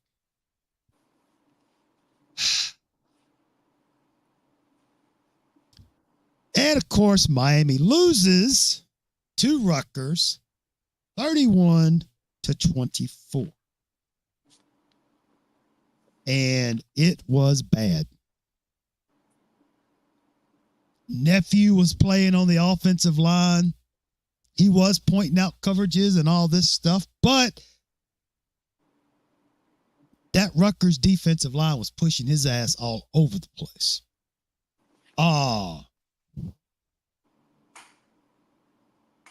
it was horrible. I know Brown got to start, but the hell Mirabal been doing with the backups on the offensive line? That's I was told he was the greatest yes, offensive line coach known to man. right, This is why I call bullshit on everybody. yeah. Because if you're a good coach and good teacher, your second string should be able to manhandle Rutgers. Whatever happened to the next man up concept at Miami? No, if you are this guru expert, right, genius, right, why the hell is your offensive line struggling against Rutgers? I don't care if you're down to your fifth string. exactly. Your fifth string, Exactly. Rutgers would beg and plead and do anything for Yes. Miami's fifth string freaking offensive lineman. Yes. And Katie brings up a good point that Rutgers was the most one-dimensional team we played all year. All they did was run. A run to the same running back. They were going. Yes. Again, I know I'm supposed to be positive Mario here, but come on. And when you're playing a team that all they do is run, shit, put 9 people in the box and dare them to pass. Yeah, Katie, exactly. Shiano. It's like all Rutgers did all year long was run the damn ball. That's all they did. And they didn't, I don't. We didn't have that much time to prepare. True. This is true because this was on the 28th. So they only had 4 weeks because Boston College, they had between Thanksgiving and Christmas. Right. That really isn't much time for a bowl game. And Boston and playing against Rutgers, you got to really prepare against Rutgers. Well, that and plus you have to get things prepared for the trip to New York. And it was cold. It's cold up there. It's a lot. Yeah, it was 52 degrees up there that day. So the odds were stacked against Miami in this game. They had a lot of outside, circumstances. Now, after this game, I'm like, something's got to happen. Something's got to happen in year 3, All right, so, Miami had 5 more first downs. Again, the one-dimensional team, they had 208 yards rushing. Miami had 130. Look at that. This is kind of like the old Georgia Tech scenario. They were 7 of 15 passing for 84 yards. They had 45 rushing attempts. They were averaging 4.6 yards a carry.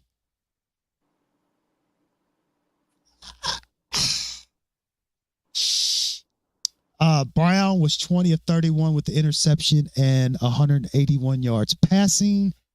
If he wasn't running for his life because nobody on the offensive line could block because nobody coached him how to block. Now, Miami did outgain Rutgers in total offense, but that doesn't mean much when you get your butt kicked on the ground game. Third down conversion, Miami was 4-12 to Rutgers 5 of 12. The funny part about this game, we had a chance at the end. I know. And guess what? Old Mario Mirabal and company wanted to do. Tell everybody, AI bot. Throw screen passes all game. Imagine that. Well, they had to slow down that almighty rush from Rutgers.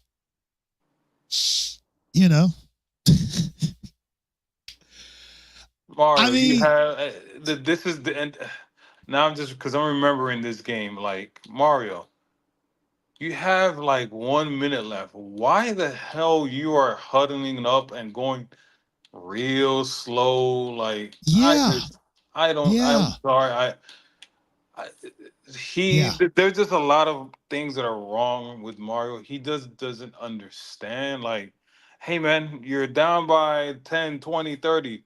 You gotta play with some Gotta tempo. move. You gotta Yeah, move. You put some fire in yeah, your ass.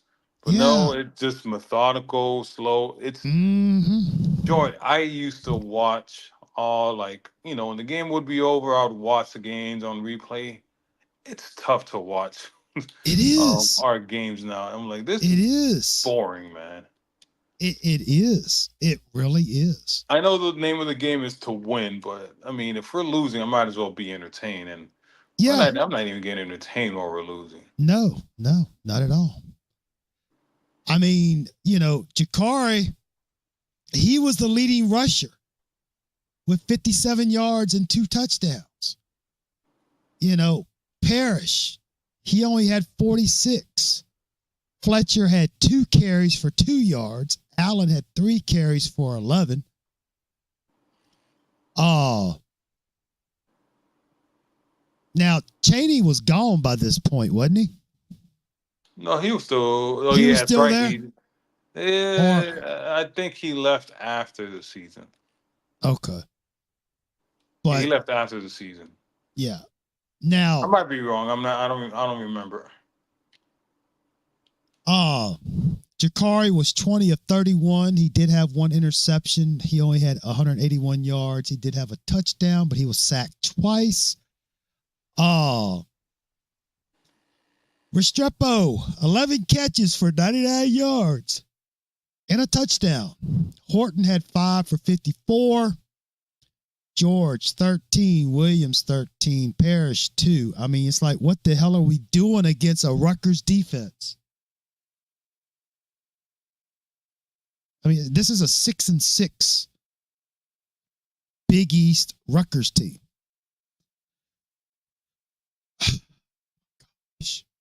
And here you go. Well, they had to play. They had to play in a real tough conference. Right.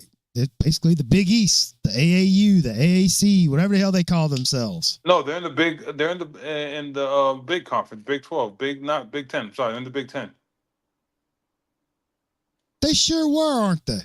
Yeah, who they cares? are. I mean, I'm sorry. Rutgers is still a Big East team. It's still Rutgers, damn it. Yeah, they're getting paid in the Big 10 while we're in the ACC, not doing anything. Yeah. So their leading rusher was Montague Kyle.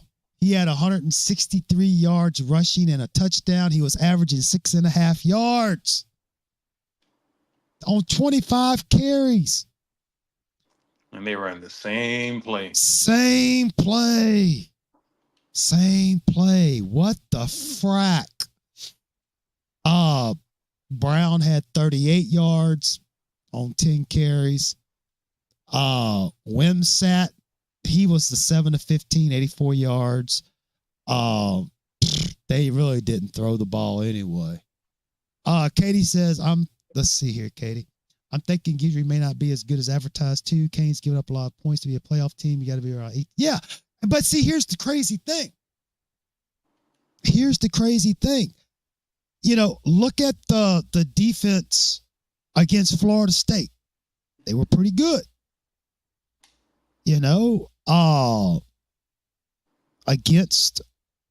Against Boston College, pretty good. Defense against A&M, pretty good.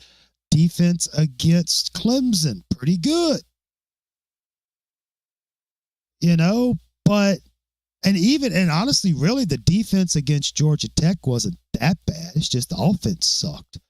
North Carolina was it was just all around bad. But this game here against Rutgers, that was just, it's like the whole season was so dysfunctional. You didn't know what the identity was. You didn't know there was no consistent play.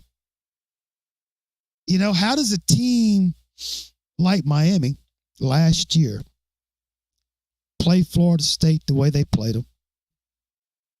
Okay. And then turn around and do this. You know, I understand bowl games. A lot of kids don't really care about the bowl game unless it's a playoff. But still, it's blooming Rutgers. All they did was run the ball. Primarily off tackle. Student body right, student body left. You know, and I'm just wondering, I may be reaching, but I'm wondering if Mario had a hand in the defense. I don't know. Or protecting his homeboy at Rutgers? Maybe.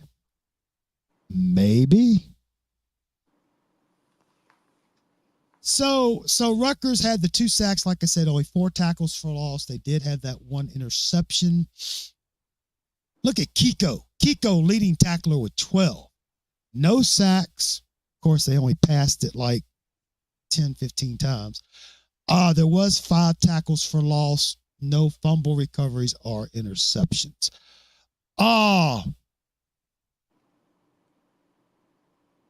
But, I mean, like with the defense, it's basically the same guys we've seen all year. You know?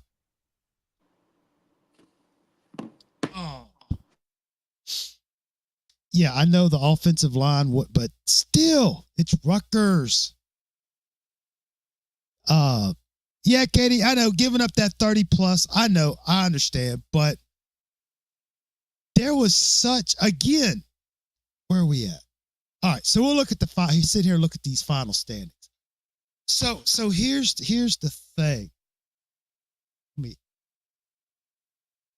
bring myself and see. So the thing is, the first 4 games compared to the after bye week, it's like it was just two different things. You know, it's like, what the hell happened? It was like a complete different team. The way they played, you know, how they played, you know, it just looked different. You know, I don't know. But that's okay. Things are going to change in 2024. We had a hellified recruiting class. We got transfer guys in. We got the best quarterback, the best running back. We're going to be all right. Excuse me. So, final conference standing. 1, 2, 3, 4, 5, 6, 7, 8. Miami finishes 9th in the ACC. Behind Duke, Virginia Tech, Clemson, North Carolina. You know, Miami finishes 7-6. You know,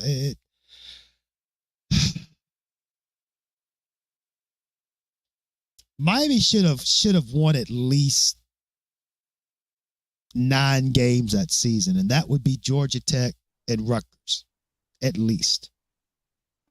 UNC. Louisville. Yeah, I mean, they had a chance for 9 games, 10 games, maybe the 11. But it didn't happen. So for the second year in a row, Miami finishes 3-5 in the ACC. But hey, Mario got them bowl eligible in the second year, and they had a winning season. As a Canes fan, you should be happy for that. That's what I've been told. Should be happy for the losses. Don't be so negative. I do apologize for the blurriness. They didn't have the media guide hasn't been out, so I had to find this. So for the year, Miami did outscore their opponent on average per game, 31.5 to 22.8. They had more first downs, more yards per attempt rushing. This is interesting. You had 14 interceptions to 23 touchdowns in passing.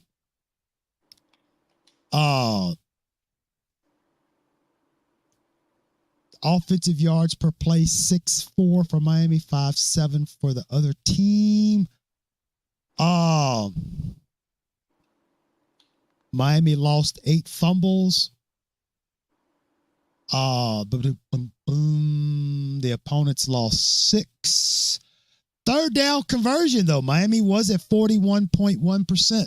That's pretty good compared to what we've been seeing.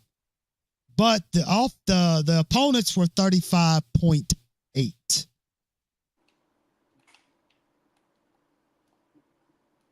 Offense, Van Dyke finishes with 2,700 yards, 19 touchdowns to 12 interceptions, and unfortunately, that kind of put a put a dent in that first round draft pick talk. Let's see here. Now, Emory, he ended up with 470 yards, 3 touchdowns to 1 interception. Jakari, 181, 1 touchdown, 1 interception. What you got here? Katie says, all I got to say about 2024 is if we underachieve again after spending $10 million on transfers, Mario is done. His support will be lower. Oh, yes. Oh, yeah. If Miami gets less than double-digit wins and don't go to the ACC championship game and or does not win the ACC, oh, yeah. Oh, yeah. Let Mario pull another one of these 2023 out of his ass in 2024. See what happens. For receiving, Restrepo ended up with almost 1,100. Jacoby 864. Colby Young 563. Bashard 263. Horton 168. Jacoby had the 8 touchdowns. Restrepo 6. Colby 5. But Restrepo was averaging about 84 yards a game to Georgia's 66.5 and Colby's 46. Uh-oh. Where's my, I went right past the Russian. I'm sorry. All right. So Parrish ends up with 625 yards rushing on 6 touchdowns. Fletcher, 514 with 5 touchdowns. Cheney, 478. And 2 touchdowns. Say what you want, but Mario put him in the doghouse after the alleged fumble. Cheney was just doing what he was told. Shouldn't have called that play, Mario. Allen finished with 361 and 5 touchdowns. Bashard 132 and a touchdown.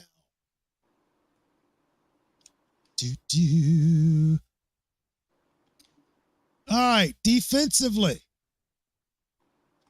On tackles, Kiko was the leading tackler with 82.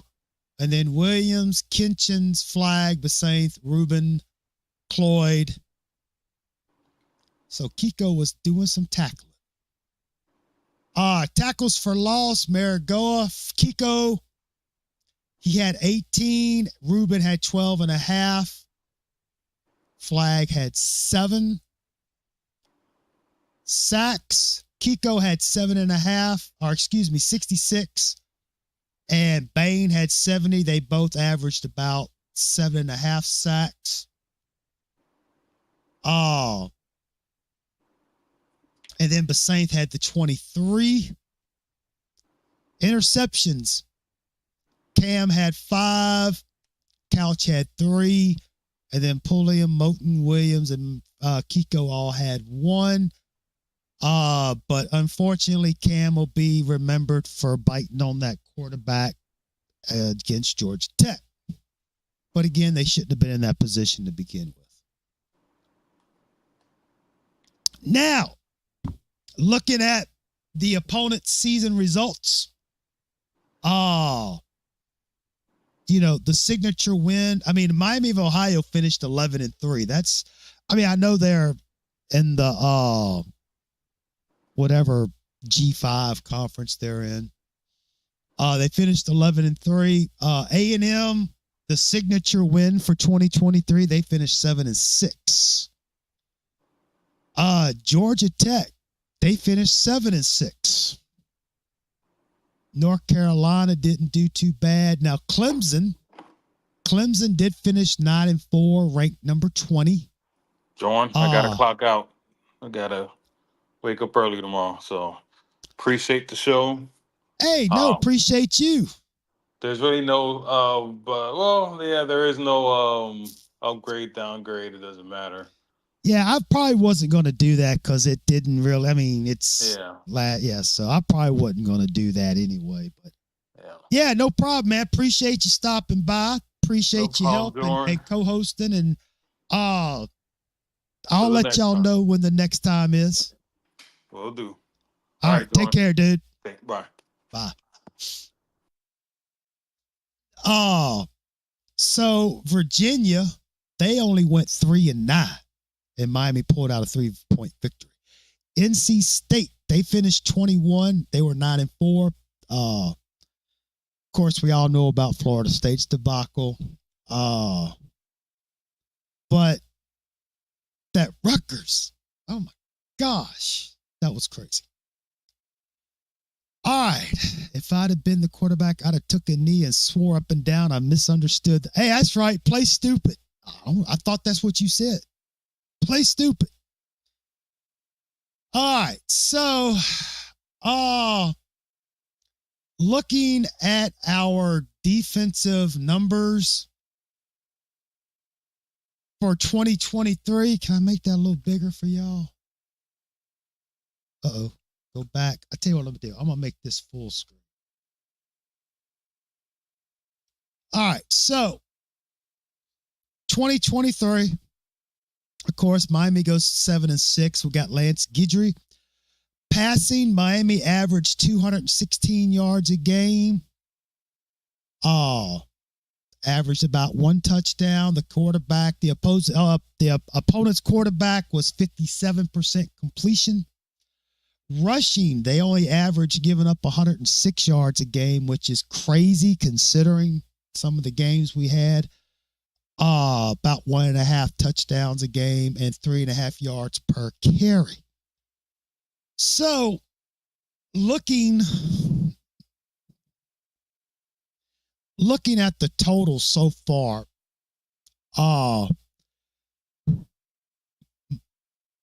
under Mario's tenure, let me get myself together here. Miami is averaging giving up 225 yards a game passing, about a touchdown and a half, and the opposing quarterback is 59% completion, or he's completing 59% of the passes. Rushing in 2 years, 125 yards a game, 1.5 touchdowns, and 3 3/4 yards per carry. Now, granted, it's really kind of hard to really make a fair comparison,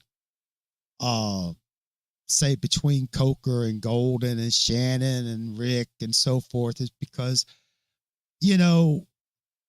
Coker had Shannon as the defensive coordinator, of course, Golden and his buddy D'Onofrio. Rick had Diaz, but everybody else, kind of, it was, Shannon had 3 different defensive coordinators, so we really can't compare it. But, yeah.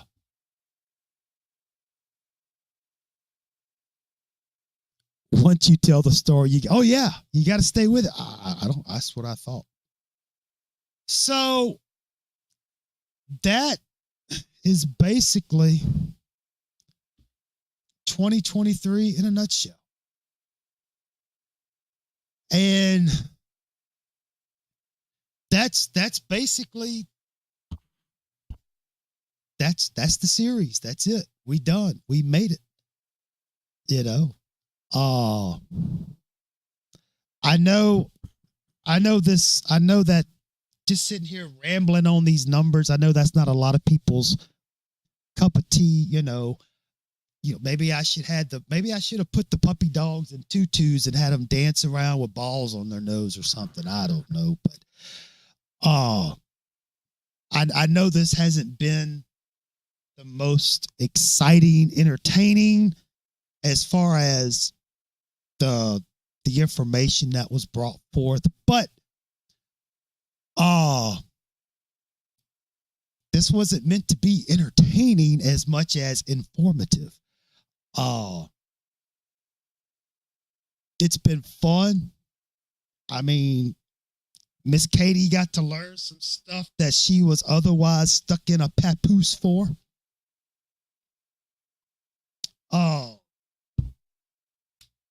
But it's been fun. It really has. I know I've said it 1,000 times, but I thank y'all for the support on this. I'm glad we were able to finish it the way I was hoping to finish it, by doing about one every week. And I'm not going to lie. It was, getting all this information together was time consuming. It wasn't hard. It was just time consuming. There were times where I'm like, man, what did I get myself into? But you know what? I still enjoyed it, because even myself, I kind of learned some stuff. I kind of got refreshed, and I saw things. When you start looking at numbers, it kind of changes the narrative, as opposed to, what's that? If I tell my mom a story, I have to stick to it. It's better to go down for one lie than three. You're right. But yeah, as educational as it was, and as much as I remember watching, but then again, we just went through 20 years of Miami football history, and that's a long time. That's longer than some people have been alive that's been watching this. But one thing I will say is, if y'all have been paying attention, it's like the title says: wash, rinse, repeat. It's the same thing over and over again. And that's why most of us, we're very cautiously optimistic about 2024. Me personally, I have yet to see anything in the last 20 years that dictates that something's going to be different this year.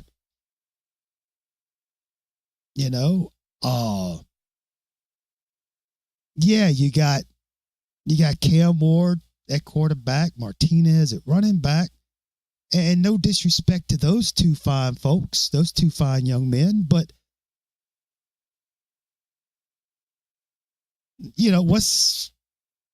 who knows? Just because they did it somewhere else don't mean they're going to do it at Miami. And the coaching mishaps,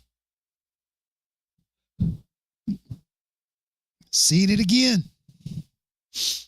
It's just that the ball hasn't bounced Miami's way. No pun intended. But this series was not intended to be anti-Kane. It was not to be negative Nelly Kane, Black Cloud Kane. No, It's to be realistic. Reality. What was. And that was why I tried to stick with the stats, the numbers, you know, the star chart. The reason why I came up with that was to give, you know, black and white numbers. You can't argue the numbers. You know, now if me sitting here reading off stats, showing stats, proving the stats, if that makes me anti-Kane, well then call me anti-Kane. I don't care what you call me. Just don't call me late for dinner. But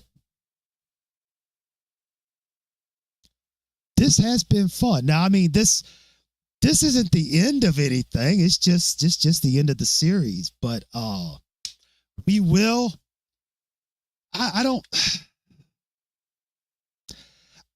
still be doing my patio perspectives. I don't know if I'll do another show. It might be about a week or two. Because, you know, next week the big game release comes out. But I may just kind of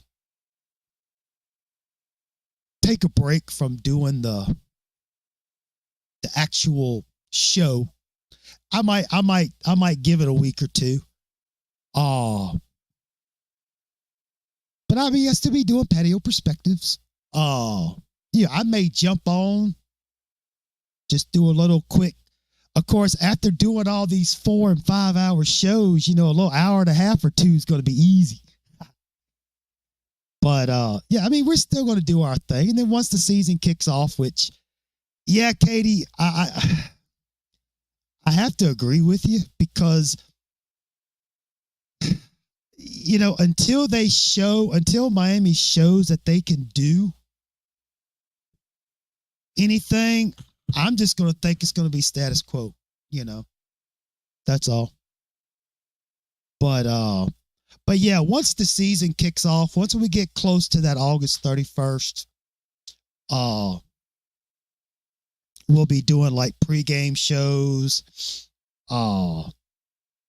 postgame shows. Because I took vacation for a lot of the bigger games, but if I'm able, we'll have like a pregame show, we'll have a postgame show, talk about it during the week. But so yeah, this has been fun. This has really been fun. I'm glad it's over, but I'm sad it's over. But we'll move on to other things. There's plenty more to talk about. So thank y'all so much. Again, special thanks to Cuban for being on again. Katie, thank you, young lady, for spending your Thursday night with us. Don't forget about those kitty cats at the dunes. And for those of you who rewatch and make it this far, thank you. Thank you. So with that being said, this South Coast Cane, peace, love, and soul. Go Canes. What she say? There are 3 channels I can go to where I'm not called unspeakable things. This is one of them. Hey, that's what we about. Everybody's welcome except for the knuckleheads. And I am so glad you are with us, Katie. It's a pleasure having you here. So yeah, peace, love, and soul. Go Canes. And y'all just keep your notifications on.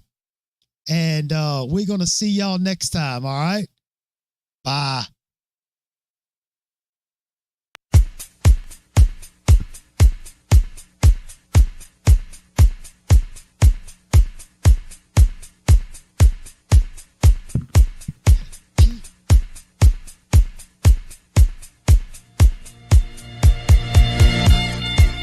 I've heard people say that too much of anything is not good for you, baby. But I don't know about that. As many times as we've loved and we've shared love and made love, doesn't seem to me like it's enough. It's just not enough. It's just not enough. Oh, baby. My darling, I can't get enough of your love, baby. Girl, I don't know why. Can't get enough of your love, baby. Lord, some things I can't get used to, no matter how I try. It's like the more you give, the more I want. And baby, that's no lie. Oh no, baby. Tell me, what can I say? What am I gonna do? How should I feel when everything is you? What kind of love is this that you're giving me? Is it in your kiss or just because you're sweet? Girl, all I know is every time you're here, I feel a change. Something moving, I scream your name. Look what you got to do is, darling, I can't get enough of your love, baby. Girl, I don't know why I can't get enough of your love, baby. Oh no, baby. Girl, if I could only make you see and make you understand. Girl, your love for me is all I need, and more than I can stand. Oh, well, babe, how can I explain all the things I feel? You've given me so much, girl, you're so unreal still. I keep loving you more and more each time. Girl, what am I gonna do? 'Cause you're blowing my mind. I get the same old feeling every time you're here. I feel a change, something moving. I scream your name. That's what you got to do. And darling, I can't get enough of your love, baby. Oh no, baby, oh no, baby, oh no, baby. Baby, it didn't take all of my life to find you. But you can believe it's gonna take the rest of my life to keep you. Oh, man.